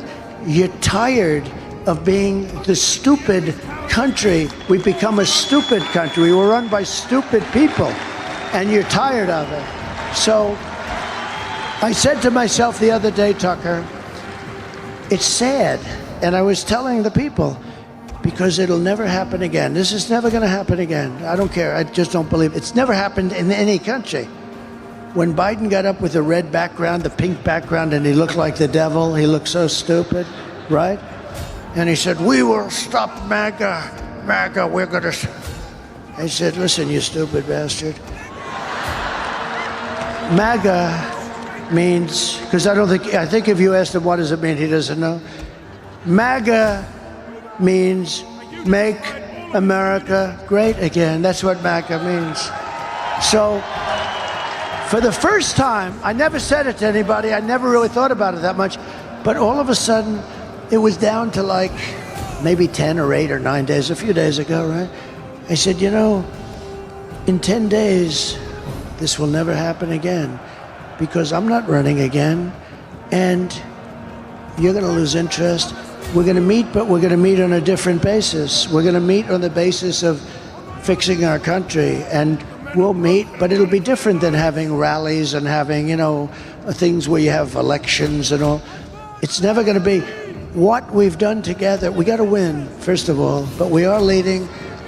Just keep the cheating down. The only thing can stop us is the cheating. It's the only thing that can stop us. If we win, it's the biggest event in political history. It's the biggest event in political history. And there's something, and it's going to be the most important. I believe that the next election is the most important election in the history of the country. I really believe that. The one that's coming up in 4 days. But I said to myself, it's sad. I told the people. Some people are in the road, they're crying. They go, we have people that have gone to 200 and 250 rallies. We have the beautiful ladies of North Carolina. We have the front row Joes. I mean, we have people that have gone to hundreds of rallies. I said, this will never happen again. I don't believe it will. I don't think it'll ever happen again. And we'll get together, but it'll be different. We're going to get together and we're going to make America great again. We're going to fix our country. We're going to have strong borders, and we're going to have fair elections, and hopefully we'll get a fair press eventually, because that's a very important element. You need a fair press. He and I understand the press because you give them a story, you know exactly everything that happened, and they'll write it the opposite, like the exact opposite. They'll write it to actually hurt you. It's hard to believe. That's the other thing. You wonder, why do they do that? It's so bad, and they've lost such credibility. You know, when I first came to politics, the news, the press, had a 92% approval rating. Yesterday, it hit 14%. And I'm actually very proud of that, because I've exposed them for being a total fraud. They're a fraud. But hopefully they won't be a fraud for long. Hopefully that'll straighten out, because that's a very important, the press, a free press, a real press, is a very important part of greatness, of making a country great. They're almost like, they're glue that keeps it together, but they're also like, in a way, a police force that keeps it honest. But they're so dishonest that they have no credibility. Think of it. 60 Minutes asks her question. And you know, I brought a lawsuit on this today. You saw that. 60 Minutes, because it's so wrong. She gives an answer that only a moron would give. You can give bad answers, but this was an answer that a person who is not a smart person, a person who got the lowest score, perhaps in the history of the bar exams, okay? You know, she failed the bar exam, okay? But this is a person, this is a very low IQ individual. This is the answer of a very low IQ individual. And by the way, I think everybody that runs for president or vice president should have cognitive tests. They should have testing because, you know, and I don't mean by age. Because, you know, some of the greatest leaders in the world were in their 80s, in the 80 period, because there is an experience thing and other things. Some of the greatest leaders in history, you look back, and I know many people that are in their 80s that are, I know one person from 80 to 90 made billions of dollars, and he was a failure for his whole life. And you know him, I'll tell you who it is later. But he was a failure for his whole life. But I said to myself, it's sad that in a way this whole great thing that we've built is never going to happen again. But what is going to happen again is we're going to turn our country around, we're going to make it great, and we're going to be so proud of ourselves because we have to save our country. Our country is going bad. We're a failing nation. We are, as I say, we are a nation in decline. We are a nation in very serious decline. And look at what these stupid people have done. They've allowed Russia, China, Iran, North Korea, and others to get together in a group. This is impossible to think. When I was a young guy, I always loved the whole thing, the concept of the history and all of the things that can happen. The one thing, and I had a professor at the Wharton School of Finance, but we had history classes also. He said, the one thing you never want to happen is you never want Russia and China uniting. We united them because of the oil. We united them. Biden united them. It's a shame. The stupidity of what they've done. I'm going to have to ununite them, and I think I can do that too. I have to ununite them. But early on, I've read, and you've learned, you never want Russia and China, and they're natural enemies because Russia has massive land and China needs it. Okay? They need that land. China doesn't have the land for the population. Russia has, if you ever look at the size of the Russian landmass, it's like 4 times or 5 times. Doesn't it have like 12 time zones or something? It's massive. They're a natural enemy, and we've allowed them to get together. It's such a dangerous thing. Another thing that we're doing is we're losing the dollar as the standard because of these people that are so, if we lose the dollar as the standard, that's like losing a war, and it'll never happen with me. There's no way that will happen with me. We got to put it back together. We cannot, that is like losing a war. So we're going to get together, and hopefully we'll get together a lot, but we're going to get together, and I think it's going to be very happy times. We're going to put our country back together, and we're going to make it the greatest country in the world again. And you're going to be very proud of all these rallies that we had. And I just want to thank you for being here so late in the evening. I've been doing this all day, and this guy is fantastic. President Donald J. Trump, ladies and gentlemen, thank you.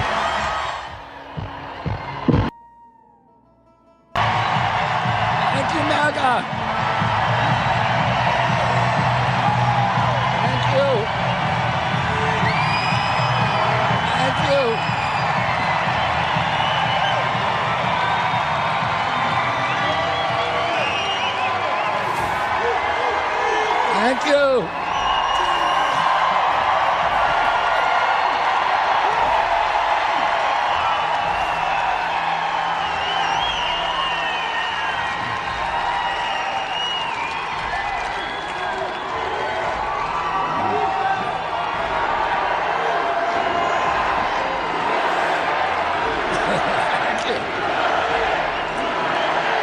Thank you.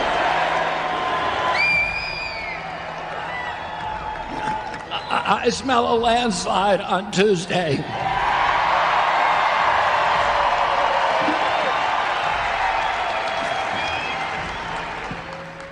Oh, I've been on the road for 19 months now. And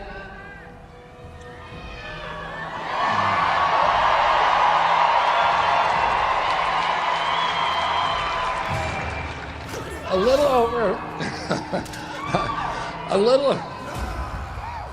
over, thank you.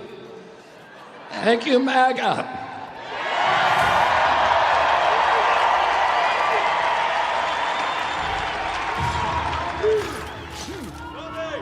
I lost a lot of friends and a lot of family,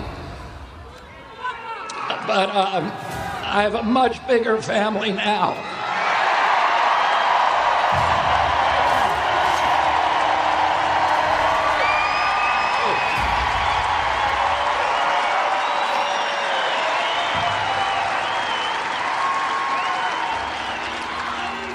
that we're all held together They made ready for by war.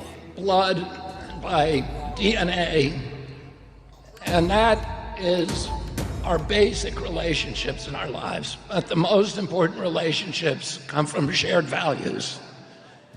And everybody in this auditorium shares the value. They love this country and they love freedom. And they love our Bill of Rights and our Constitution. And I saw those things in danger in a very acute way during the COVID pandemic. And that is one of the principal reasons that I made the decision 19 months ago to run for President of the United States. And then a little over a year ago, I left the Democratic Party.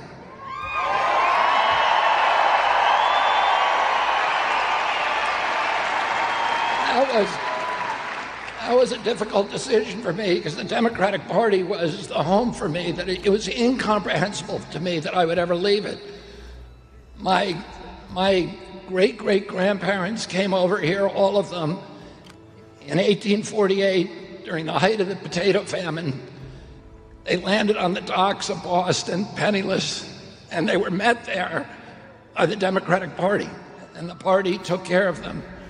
It found them homes, it found them jobs, it located them in communities, it was where their churches were, and it gave them a sense of value and community and a love for this country.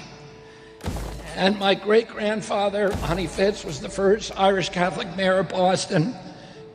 His contemporary, Patrick Kennedy, was a state senator and a political boss in Boston. My uncle, John Kennedy, was the first Irish Catholic president.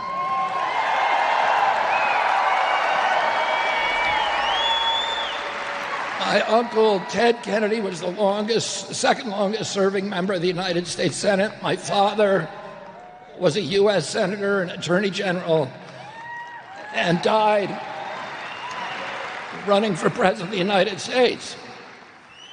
And it was inconceivable to me that I would ever leave the Democratic Party. But I didn't leave the Democratic Party. The Democratic Party left me.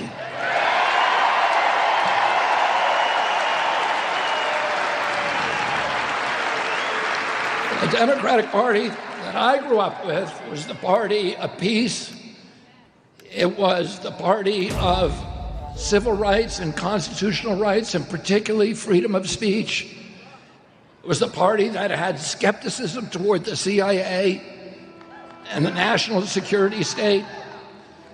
It was the party that was also skeptical of Wall Street and the corporate domination of American democracy.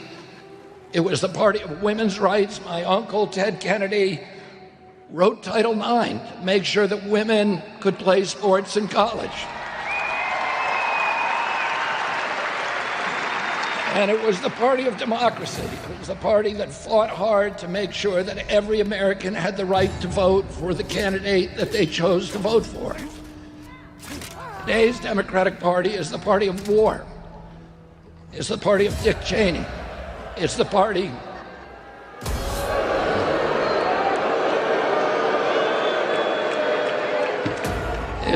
of John Bolton. These were the people who lied us into the Iraq War, the greatest foreign policy cataclysm in American history. These are the men who wrote the Patriot Act that introduced the surveillance state and gave the CIA permission to spy on Americans, to propagandize Americans. It's the party that is trying to dismantle Title IX and let men play women's sports. The party I grew up with was the party of cops and firefighters and working people.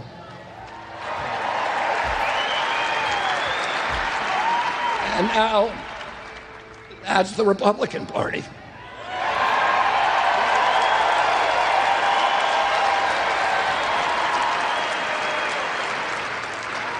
The Democratic Party today is no longer the party that is skeptical of the CIA. The CIA and the neocons wrote Kamala Harris's speech at the Democratic Convention, the most bellicose, pugnacious speech that we've ever seen at a Democratic Convention. Before she went on, she was immediately preceded by a former CIA director. This would be unthinkable in the Democratic Party I grew up in. They've become the party of the swamp. They've become the party of Wall Street, of big tech, of big data, of big pharma, of big ag, big chemical, and the military-industrial complex. And their party not of civil rights, but of division that is tearing our country apart. And so I made a decision to run for president 19 months ago. A little over a year ago, I left the Democratic Party for all of those reasons. And then in August of this year, President Trump called me on August 23rd, immediately after his shooting at Butler. He called me 3 hours later on the telephone, and he asked me to meet with him the next day in Milwaukee. And we had a 2.5-hour meeting then and a number of subsequent meetings. And during those meetings, he urged me to unify our parties and to work with him.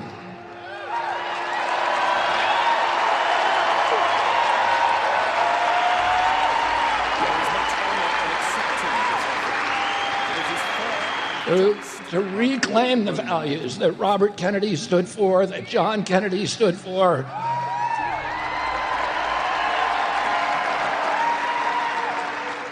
He said he wanted to end the forever wars and bring that $200 billion that we've sent to the Ukraine home to rebuild America.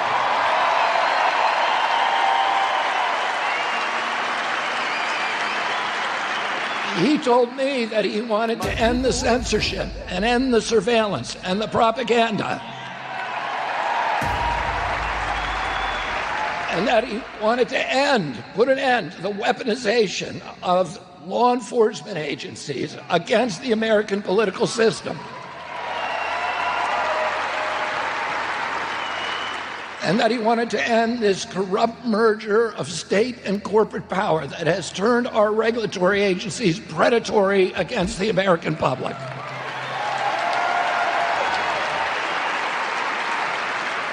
And he said that he wanted to make America healthy again.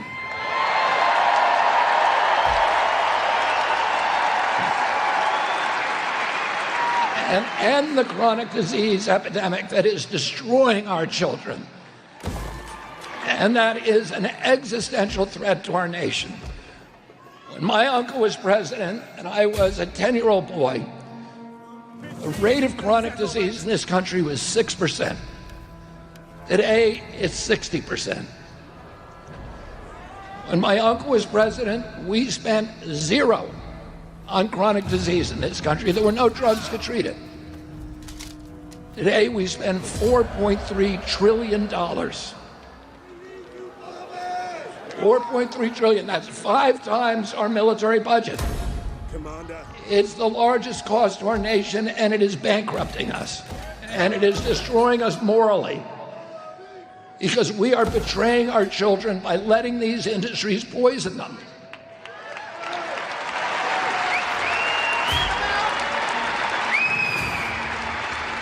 The rate of obesity at that time was 3%. Today, it's 50% in our children. And 74% of Americans are obese or overweight. Oh, we didn't suddenly become lazy and gluttonous.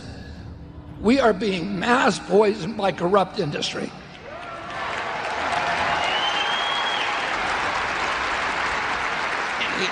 In Japan, where they don't have this kind of corruption, the obesity rate is 3%. That's what it's supposed to be, 3%. It's not supposed to be 50%, and this is a national security threat. 77% of American kids are no longer qualified for military service because of chronic disease diagnoses. And what are these diseases? They're obesity, they're neurodevelopmental disorders, and I'm going to list some of them because I'm a 70-year-old man. And when I was a boy, I never heard of any of these diseases because nobody had them. You know, I had 11 siblings. I had about 70 first cousins. And I didn't know anybody with ADD, ADHD, speech delay, language delay, sleep disorders, Tourette syndrome, narcolepsy, ASD, or autism. The autism rate in my generation today in the 70-year-old man is 1 in 10,000. The autism rate in our children is 1 in 34. In California, as Callie just said, it's 1 in 24.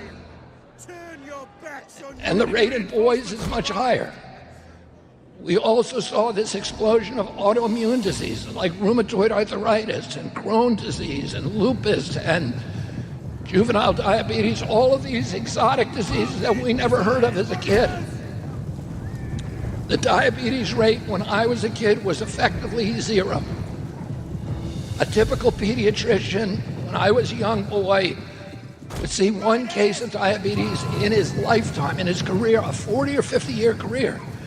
Today, 1 out of every 3 children who walks through his office door is diabetic or pre-diabetic. And nobody's talking about it. Nobody's saying anything.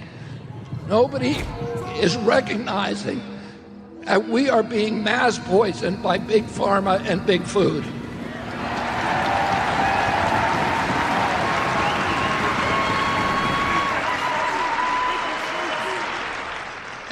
And all these allergic diseases that suddenly appeared. I never knew a kid anywhere in any of the schools that I went to that had a peanut allergy or food allergies or eczema. My brother had asthma, and he was told by his doctor there will never be a cure for asthma because it's so rare that nobody will ever study it. Today, 1 out of every 8 black children in America's cities has asthma. What is happening to our children? And I saw this happening, and I began writing about it, and the media rose up and silenced me in 2005. And nobody would talk about it. The doctors wouldn't talk about it. The pediatricians wouldn't talk about it. The scientists, the government officials. And people warned me, if you keep talking about this, you're going to destroy your career. And I was stunned by this. And for 19 years, since 2005, I spend 30 minutes praying every day when I get out of bed. And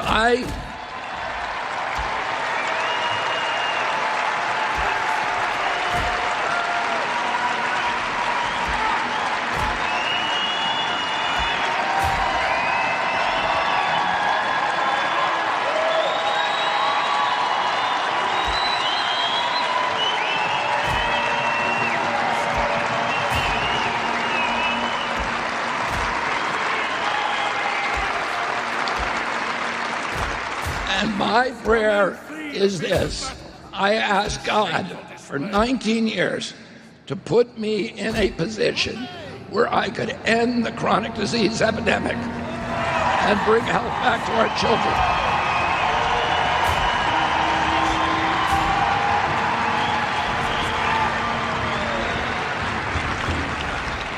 And in August, God sent me Donald Trump.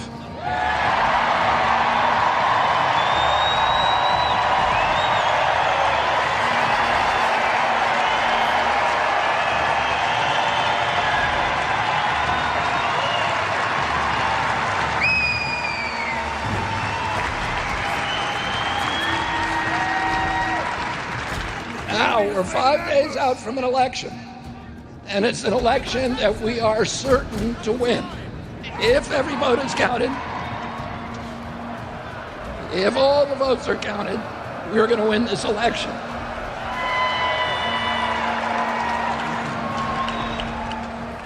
So now, the medical industrial complex, and I want to remind you of this. I've been told to go on a little longer because President Trump is not yet in the building.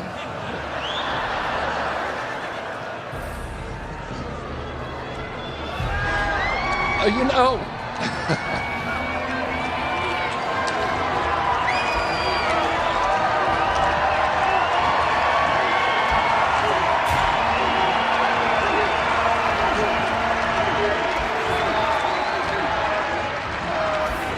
I was going to tell you this.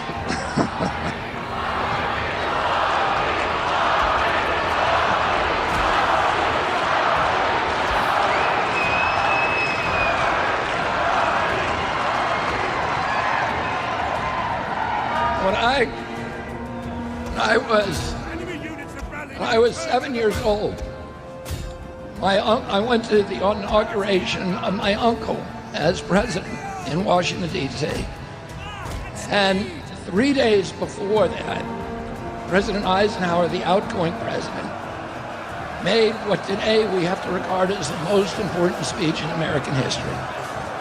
And it was the speech where he told Americans that they should be in fear of the emergence of a military-industrial complex that would erode our democracy, that would subvert our democratic institutions, that would steal our money and steal our resources and bankrupt the middle class in this country and make us weak in the long run. And I urge you to go look at that speech, because after he talks about the military-industrial complex, he says, and by the way, just as bad is the medical-industrial complex, which will pervert science, which will lie to the public, which will turn science to serve industrial and corporate interests, the mercantile ambitions of big corporations. Oh.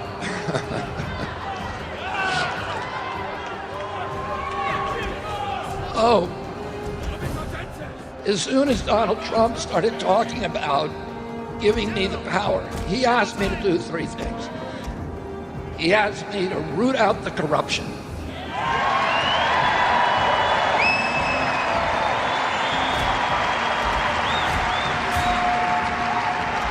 And end the conflicts of interest in our regulatory agencies. And end this corporate capture that has turned our regulatory agencies into sock puppets of the industries they're supposed to regulate.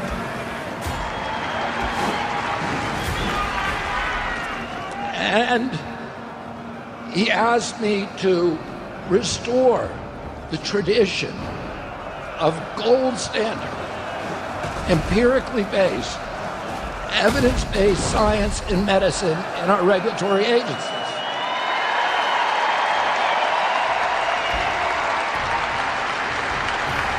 And to restore the transparency so that these agencies must stop hiding science from us when it clashes with the commercial ambitions of the pharmaceutical industry.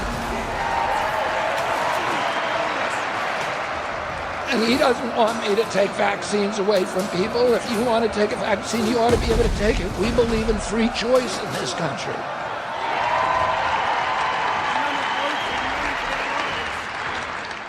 Oh, you ought to know the risks and benefits of everything you take. And we need good science for that. And we need informed consent. And he asked me to do that, and then he asked me to end the chronic disease epidemic in this country.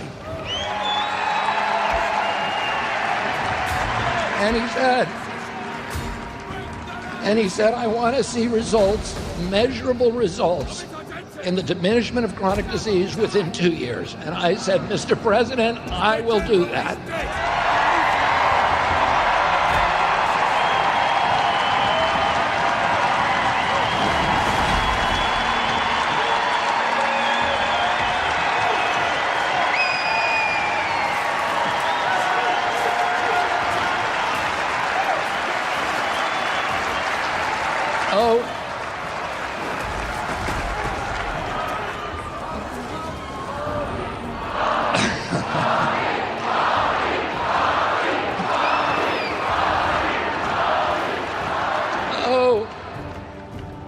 This has caused a lot of aggravation and apoplexy among a certain class of the medical elites.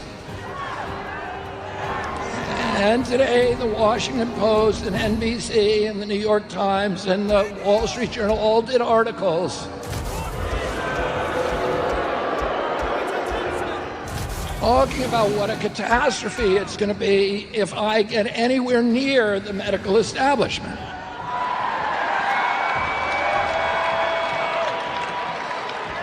And I read the articles because I wanted to see the names of the people who were denouncing me. And every one of them is on the pharma payroll. These are what the media calls experts. But these are the same experts that made us the sickest country in the history of the world. Whatever they're doing is not working. We had during this country, these are the guys who gave us the COVID countermeasures, which shut down our schools, which closed our churches, which shut down 3.3 million businesses in this country. All the little businesses, and they left open the Walmarts and Facebook and all of the big people who were cashing in on the pandemic. And these are the people who are treating disease. For them, for these people, the most valuable asset in America is a sick child. They don't want your child dead, they want him sick for life. Then he's dependent on their products. And the more statins they prescribe for heart disease, the more heart disease goes up. The more metformin they prescribe for diabetes, the more diabetes we have. The more antidepressants they prescribe, the more people we have who are depressed. The more Ambien they prescribe, the more insomnia there is. The more opioids they prescribe, the more pain there is. The more Viagra they prescribe, the higher ED goes. And so these drugs, their formula, this pharmaceutical paradigm, is not working. And President Trump wants to do something different.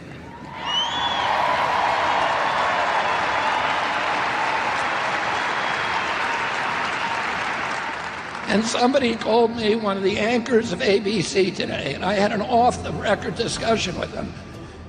And he said, there's so much division in this country. And I said, that's because you're causing it.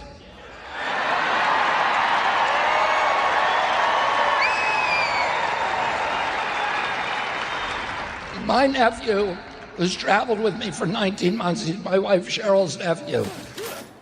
And he's been working for me for 19 months and traveled everywhere with me. And he's met President Trump many times now.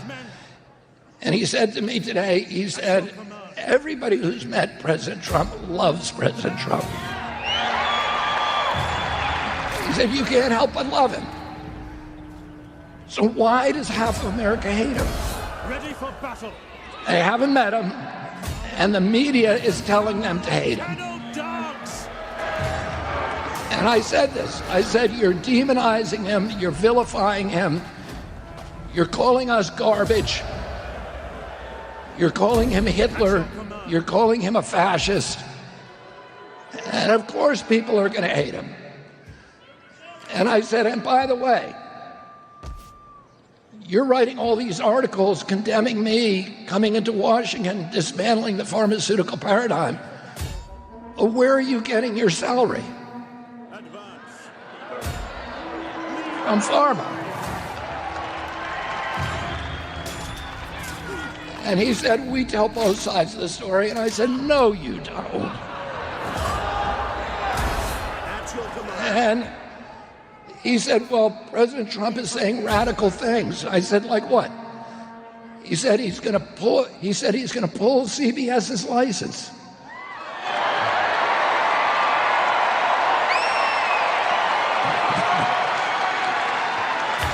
And I said he ought to pull CBS's license. CBS doesn't own the airwaves. We do. The people of the United States own the airwaves. CBS is licensed to use the airwaves, but only for a public purpose, to advance the public benefit. We have a doctrine in this country called the Fairness Doctrine that says if you're licensed to own a network, you got to tell the news at least once a day, and you got to be fair to both sides. And I said to this guy, I said, you know, I was running for 19 months when Ross Perot ran in 1992 for 10 months. He did 34 live interviews on the airwaves, on the national networks. And I said, I did 4 in 19 months, and your network never let me on a single time. You're only telling one side of the story.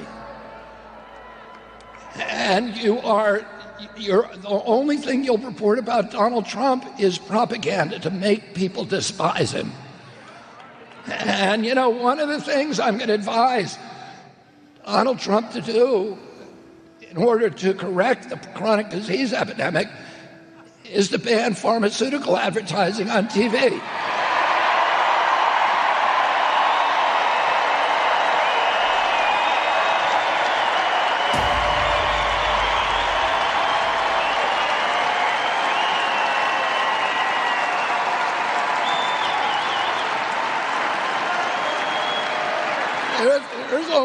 There's only 2 countries in the world that allow pharmaceutical advertising on the airwaves.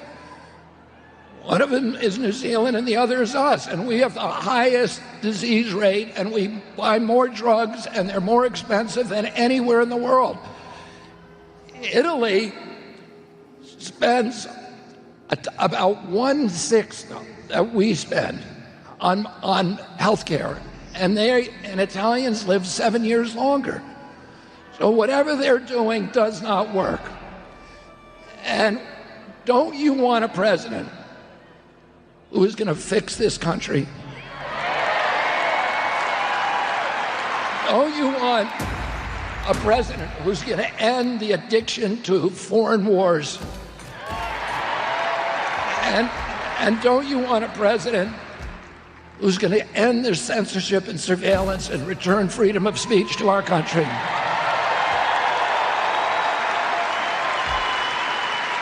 And don't you want a president who's going to clean out the corruption and drain the swamp at the regulatory agencies? And get the chemicals out of our food and protect our children and restore their health and make America the healthiest country in the world, which it was when I was a kid. Don't you want a president who's going to make America healthy again? And don't we deserve a president who will make America great again? Will you go to the polls on Tuesday and make sure that we all ride that big garbage truck to Washington, D.C.?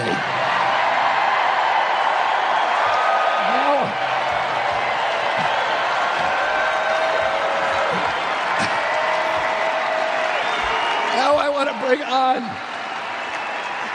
my friend and one of my great heroes, Tucker Carlson. Thank you all very much. Thank you very much. Thank you.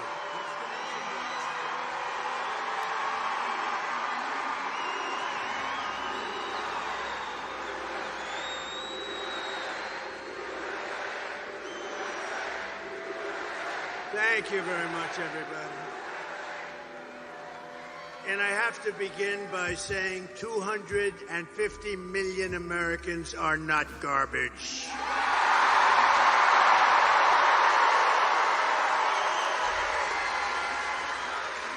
This week, Kamala has been comparing her political opponents to the most evil mass murderers in history. And now, speaking on a call for her campaign last night, crooked Joe Biden finally said what he and Kamala really think of our supporters. He called them garbage. No way. No way. And they actually mean it, even though, without question, my supporters are far higher quality than Crooked Joe or Lion Kamala. Higher quality. My response to Joe and Kamala is very simple. You can't lead America if you don't love Americans. That's true. You can't be president if you hate the American people, which I believe they do. And Kamala Harris is not fit to be president of the United States. In no way is she fit. She doesn't have the intellect, the stamina, or that special quality that real leaders, people like Brett Favre, have. They don't have it. They don't have it.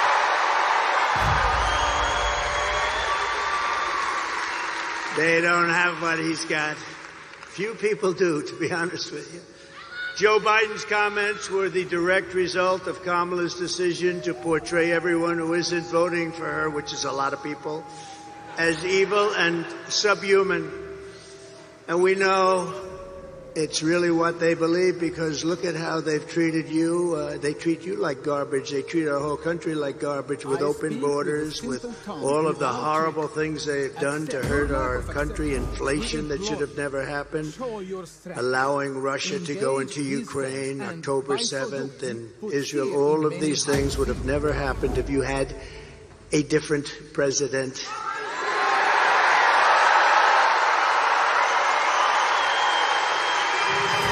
For the past 9 years, Kamala and her party have called us racists, bigots, fascists, deplorables, irredeemables, Nazis, and they called me Hitler. They've bullied you, they've demonized us, they've censored us, they've deplatformed us, and they weaponized the power of our own government against all of us. They've taken your money, they've thrown open your borders to criminals and terrorists, they've flooded your towns with deadly drugs and death. They're incompetent people. They've given your jobs to illegal migrants and sent our blood and treasure to fight in stupid foreign wars where the countries don't even know who we are and where we've never heard of the country. This Tuesday is your chance to stand up and declare you are not going to take it anymore.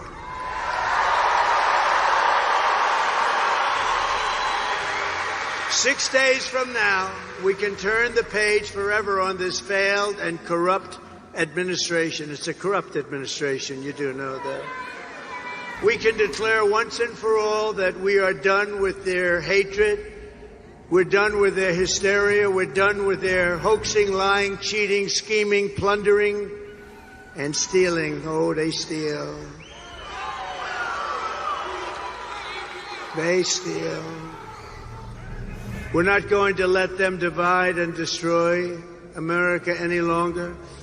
What we have built is the biggest, broadest, most incredible coalition and the greatest political movement in the history of our country.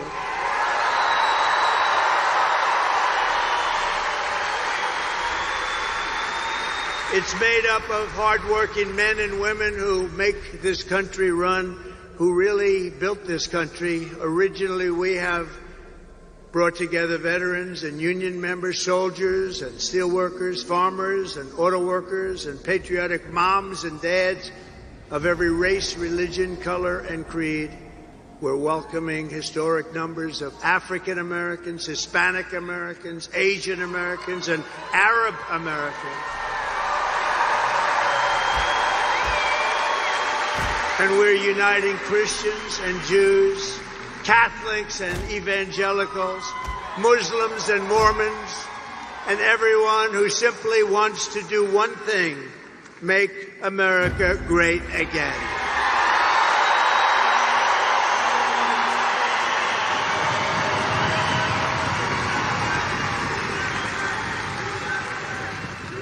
Thank you.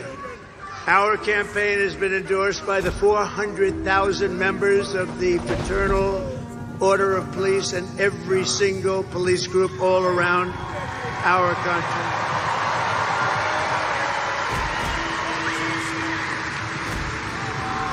It's been endorsed by the Border Patrol. We have the greatest people, that Border Patrol. Those agents are incredible.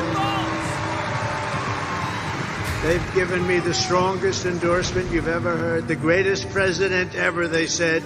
And they said, she is the worst person we've ever worked for. She, in 4 years, never called us one time about the border, and it's destroying our country, the border. So I want to thank the Border Patrol. I want to thank ICE. I want to thank ICE. They're incredible people.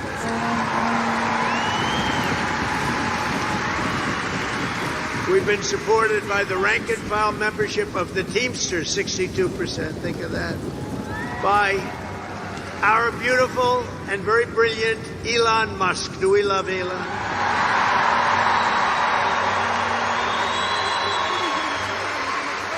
All I know is when that rocket ship came down last week, I said, oh, this is going to be terrible. It's going to crash. Look, oh, it's going to crash. It was coming down this way.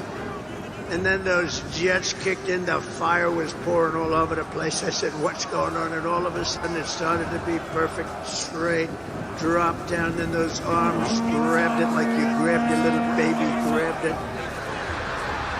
And I said, who the hell pulled off that? I thought it was a science fiction movie, actually.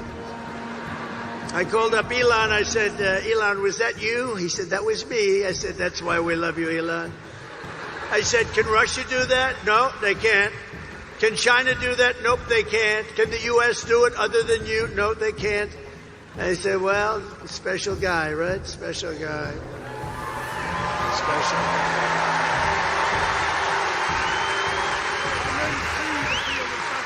And we're endorsed also by a very brilliant and wonderful man, and it took a lot of courage for him to do this. As you know, their family's slightly Democrat for the last long period of time. RFK Jr., Robert F. Kennedy.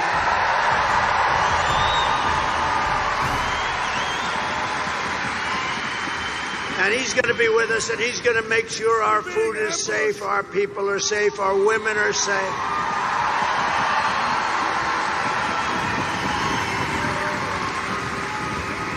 The only thing I don't think I'm going to have him get involved with too much is the liquid gold under our feet. I want to say, look, Bobby, we got a lot of liquid gold, and I like it better than he does, but I'm going to give him a lot. Just take care of everybody's health, and he'll do a great job of it. He's really a very special guy, special.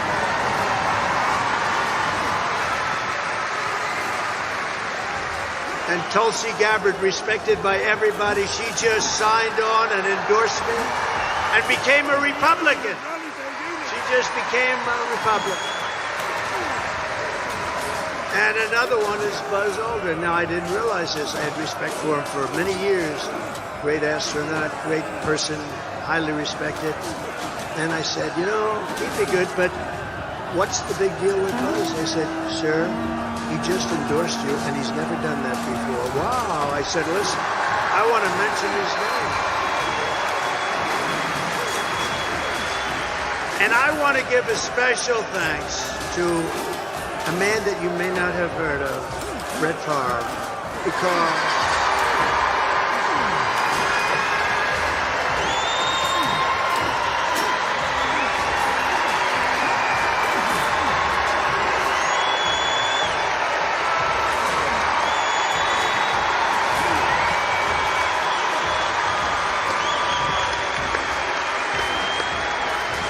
and his great family.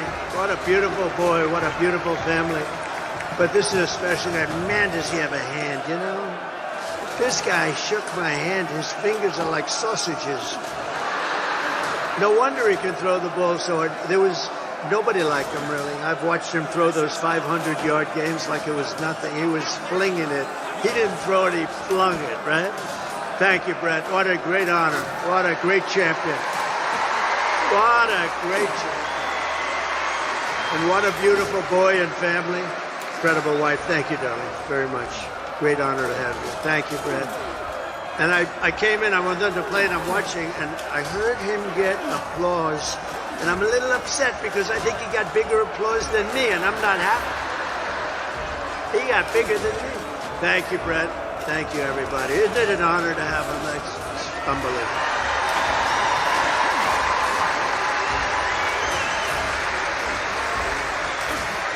Kamala and Joe call all of us, and them, even them, garbage.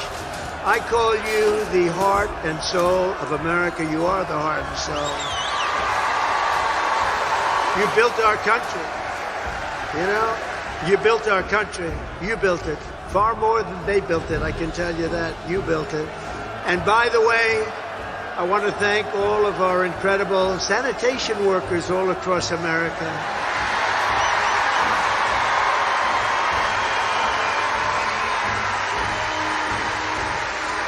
Because they work hard, they really do work hard. And they do an incredible job, and they don't get the credit they deserve, like our police, like our firefighters, like so many others. They don't get the credit, but everybody knows we love them, and everybody knows they deserve the credit, and they will get the credit. And with us, we appreciate them. With the help of everyone here today, on November 5th, we're going to bring back our country, and we're going to bring it to levels of greatness that nobody actually thought even possible. We're going to do that. November 5th is going to be the most important day in the history of our country. I believe that because we are in a country right now that's in serious decline, and we're not going to let the country decline. We're in a failing country. We're in a country that's being laughed at all over the world by other leaders. They laugh at our leaders. We're not going to let that happen anymore. That didn't happen 4 years ago. So while we're running a campaign of solutions to save America, and America which they have virtually destroyed during their almost 4-year period of rule, Kamala Harris, a very low IQ individual, is running a campaign of hate, anger, and retribution. She spends all of her time complaining about everything, but does nothing about it. She talks about the border, but why didn't she do it 3.5 years ago? She talks about all these things. We're going to help the environment. Why didn't she do it? We had the best environment. By the way, we had the cleanest water and the cleanest air at any time in recorded history.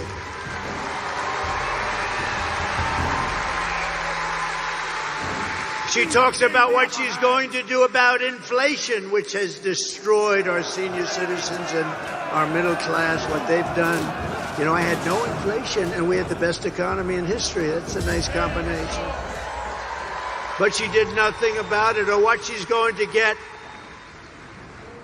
She's going to talk about how she's going to get the economy going. Oh, I watched her last night.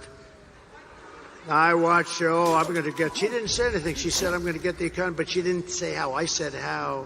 I said, we're going to bring companies in. We're going to protect those companies. They're going to take advantage of all of the things that we're doing. They're going to hire people at numbers that you wouldn't even believe. We're going to have hundreds and hundreds and even thousands of companies coming in to our country. And I will use a thing called the most beautiful word to me ever.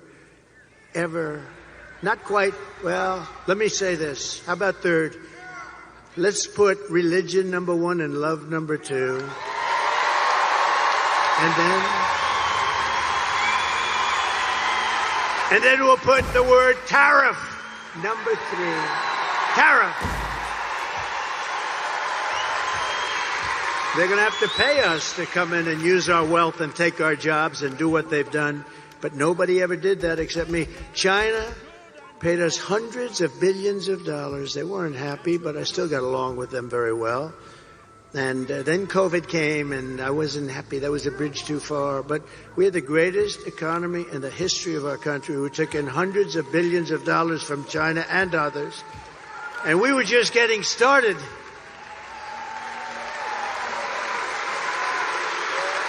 But remember this, Kamala and Crooked Joe head up the worst administration in the history of our country by far. He's the worst president in the history of the USA, and she is by far the worst vice president in the history of the USA. Remember, 5 months ago, they said, you couldn't even think about using her. She's grossly incompetent, right? Then all of a sudden they wanted to get politically correct, and they chose her above 12 other people that frankly were much more capable. But what they did to Biden, and I'm no fan of his, but you know what the rumor is? He likes me more than her. Can you believe that? He likes me. He likes me more.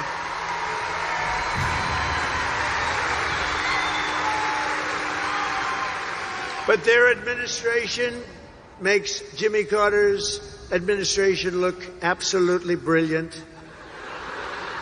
And in all fairness to Jimmy, he didn't let 21 million people pour into our country with thousands and thousands of criminals and murderers and drug dealers, people from mental institutions. They're emptying out, think of this, they're emptying out mental institutions from all over the world, from the Congo, in Africa. They're all over the world, from Asia, from the Middle East, from South America. They're emptying their jails. Think of that. They're emptying their jails.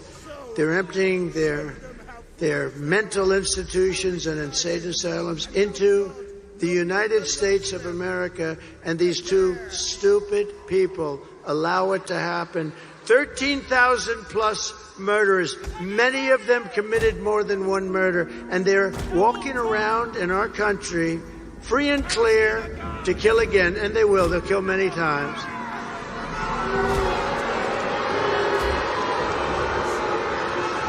And last night, Kamala made a speech with a lot of paid audience. They had a lot of paid audience. They came in buses, the same buses, all those same buses. You know what that means? They bust people in. We didn't bust any people in here. We could have sold this place out 4 times.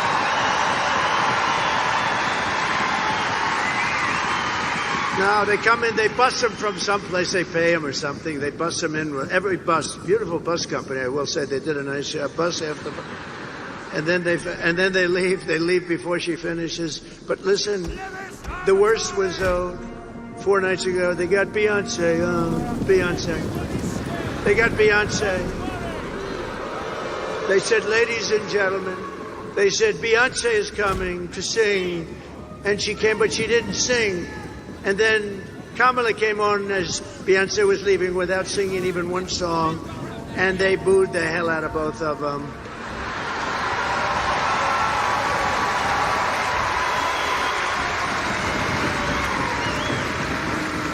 But we don't need Beyonce, we don't need anybody. All you got is me, and I don't have a guitar. I do not have a guitar.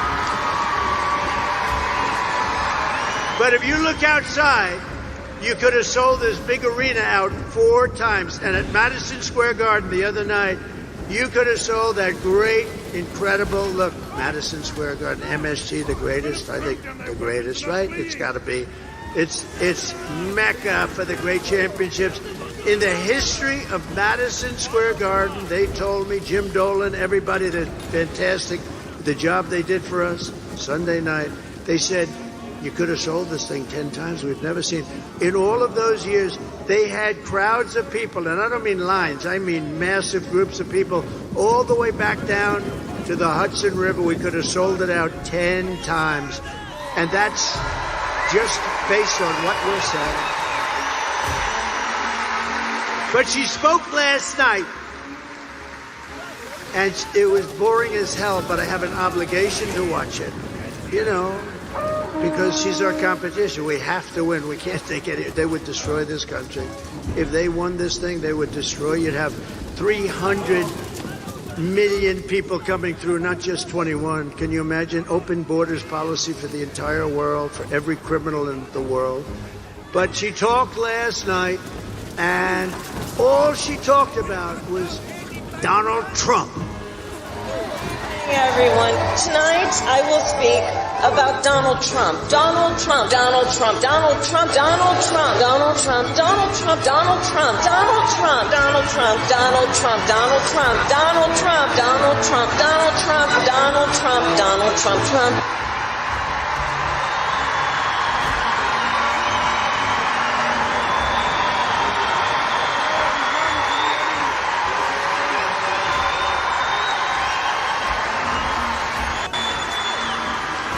That's all she talked about, because She and Joe have absolutely no achievements. They only have failure and gloom and death. And death. Look at the death they've caused in Afghanistan. Look at that. Look at the death they've caused at our border. And you'll see that.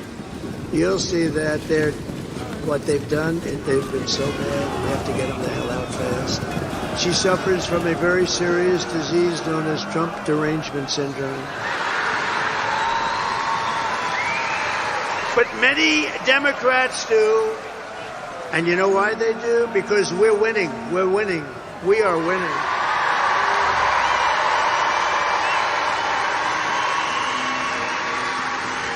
So this Tuesday, you have to stand up and you have to tell Kamala that you've had enough. You can't take it anymore. You're the worst vice president. You're the worst border czar. There's never been anybody bad like you. Kamala, you're fired. Get the hell out of here. Get out of here.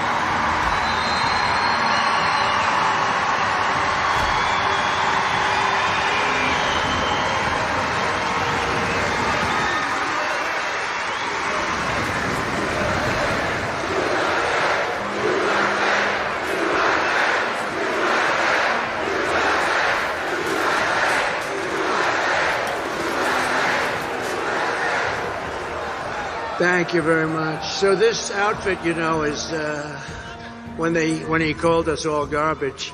How stupid! What a stupid word. That blows deplorable away, don't you think? Of course, I thought irredeemable when she said deplorable or irredeemable. I thought irredeemable was actually worse, but deplorable seemed to catch up. But this garbage stuff blows it away. So I'm in this beautiful plane. I'm enjoying myself. I have a wonderful suit on.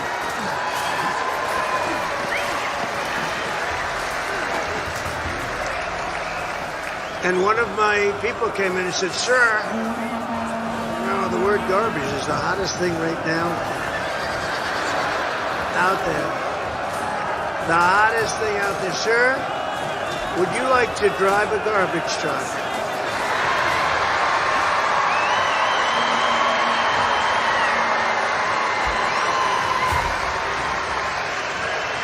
Now, we're about, 30 minutes from landing. We had to do this pretty quick. I said, it's sort of cool, though, isn't it? Because, and I said, I think that's okay, but, I don't feel comfortable wearing a suit.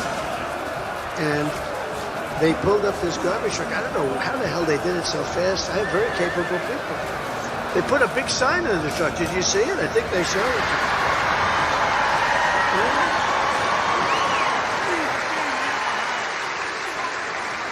And then they said, "Sir, we have a vest." I said, "Well, should I leave my suit on and put it over the vest?" But that doesn't look very good, right? That doesn't look good. So I said, "All right, look, let me take it off." And then I actually said, I climbed into the truck, but so I said, "How the hell do you get into this truck? It's way up high. It's a big one." This was a beauty. I said, "You didn't have to buy it that big, right? You have to get it that big?" They brought this brand new, gorgeous truck, wonderful driver. He looked like Cary Grant in his prime. You know who that is? This beautiful driver, and he drove that big thing up. And I said, "Man, this is bad," because now I have all the cameras are all watching. Look at all the fake news. They were most of them.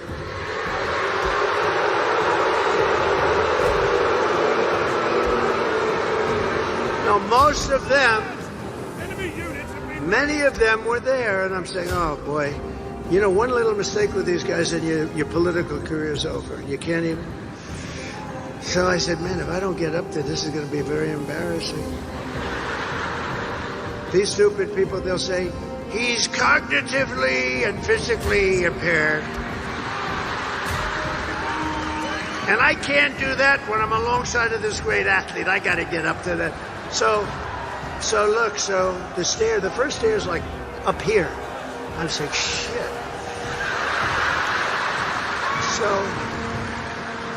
So I had the adrenaline going and I made it.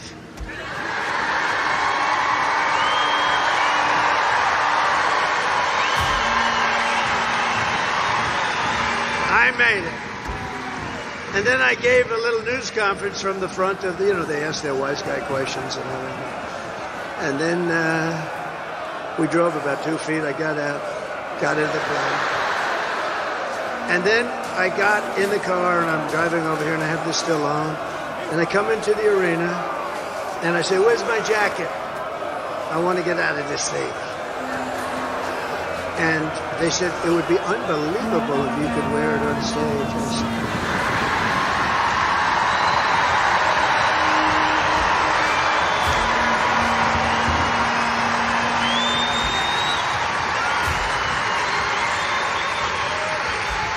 and I said, no way. I got 25,000 people standing outside. I got all these people here. There's no way I'm wearing it on stage. They said, oh, okay, sir. I said, get me my jacket. But if you did, you know, it actually makes you look thinner. I said,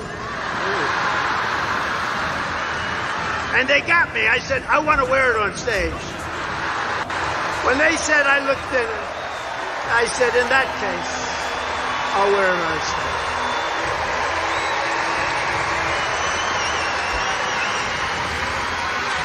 I may never wear a blue jacket again. I may go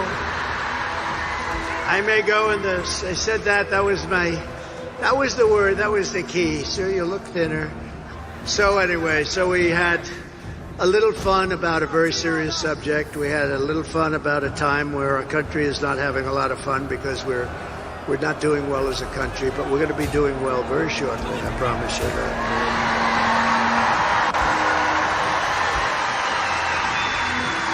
And I guess you've been reading and seeing the news. It's big stuff. That's all they talk about now is the election. Boy, 6 days, 5 days. But we've set an all-time record in early voting, and the Republicans have set the highest record. They've never even come close.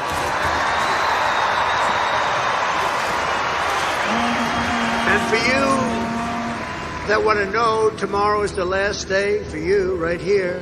We've been doing great. This is a great state. This is always been. Remember this. When you're getting ready to pull that lever, I gave you a boat contract just before I left. And this contract, you know where, right? I gave you, correct. I gave you, and you're building the most beautiful boat. And I'll tell you what, you're doing a great job. They're doing a great job. But everybody in the country wanted that contract. It's a big Navy contract, like 28 ships. They're really like yachts. They're like beautiful yachts with a lot of guns on them. A lot of guns and weapons. And I'm a guy, I love beauty. Oh, I love beauty. So I took that ship and I designed the bow a little bit differently. I said, no, it's got to have more of a point. It was like, and they were great. And they're building it, and it's been so successful. It's the most beautiful thing. But I took a lot of heat from other states because everybody wanted that contract, one of the biggest contracts we've given out in a long time for ships. And they're doing a great job. But you better remember, Wisconsin, I gave it to you. I wanted to give it.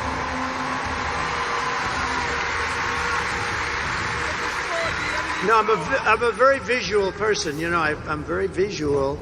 I don't know if that's good or bad, but it's can't help that.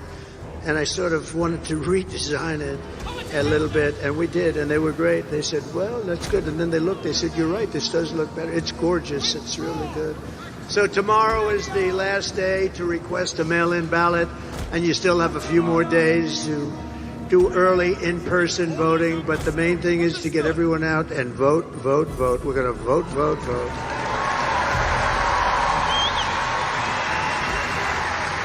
And you know, we've had tremendous crowds. I've been up here probably 4 or 5 times already. You got me working, Wisconsin. I mean, what the hell do I need this for, right? Do I need this? If it wasn't for bread, I would not have done this, okay? No, but look. I've been up here 4 or 5 times. We had one area, small area, beautiful area actually, but small, and they wouldn't give us enough Secret Service. We had 71,000 people. We ended up in a room with 900. So we have 71,000 people. You saw that about a month ago. 71,000 people. I had a room like a basketball court for 900 because they don't want to take care of us. But it's been getting better and better. It's a little dangerous being president, I will tell you. I didn't think about that. But I could tell the story that a race car driver, a race car driver, won of 1%, right? 1/10%, but 1% of 1%. Very little. Bull riders, I think that's a slightly dangerous profession. A little bit more than a race car driver, but very little, much less than 1%. The president, I don't want to tell you the percentage, but this is a very dangerous profession, and if I had to do it again, I would have done it every single time, because we're going to make America great again.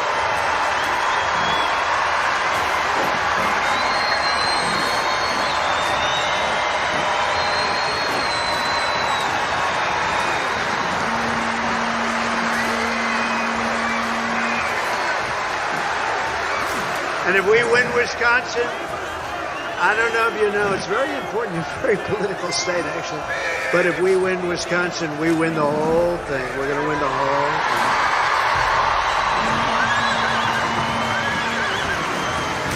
And we've always done well up here, so it's great, and we love it, and we love being here, actually. So together we're going to defeat Kamala Harris, and we're going to win back that beautiful White House, and it's going to happen very quickly.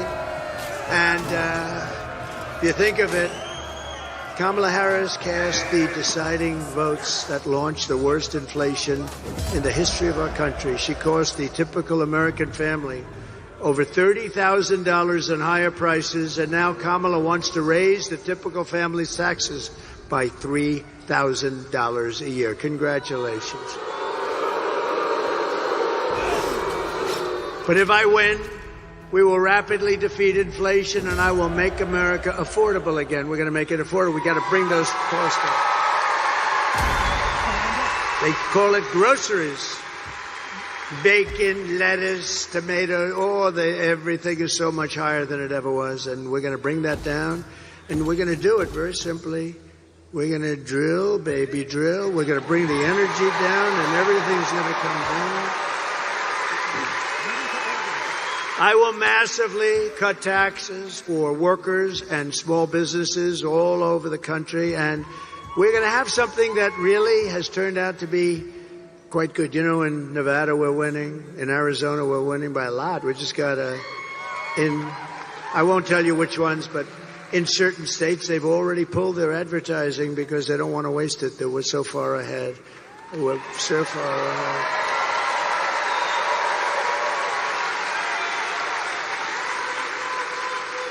So we're going to get the taxes down and she's raising your taxes, remember that. Everything she says is a lie. She lies. If I say, look, you all know I'm a big fracker, okay? I never said we won't frack. I'm a driller and I'm a fracker. She's not a fracker. She has a commercial that says he doesn't want to frack. Just the exact opposite. Boy, what liars. I've never had, even crooked Hillary wasn't this dishonest. And she was damn bad, but she wasn't dishonest like these people. Well, I think they're desperate. They said things, I see these ads, it's the exact opposite.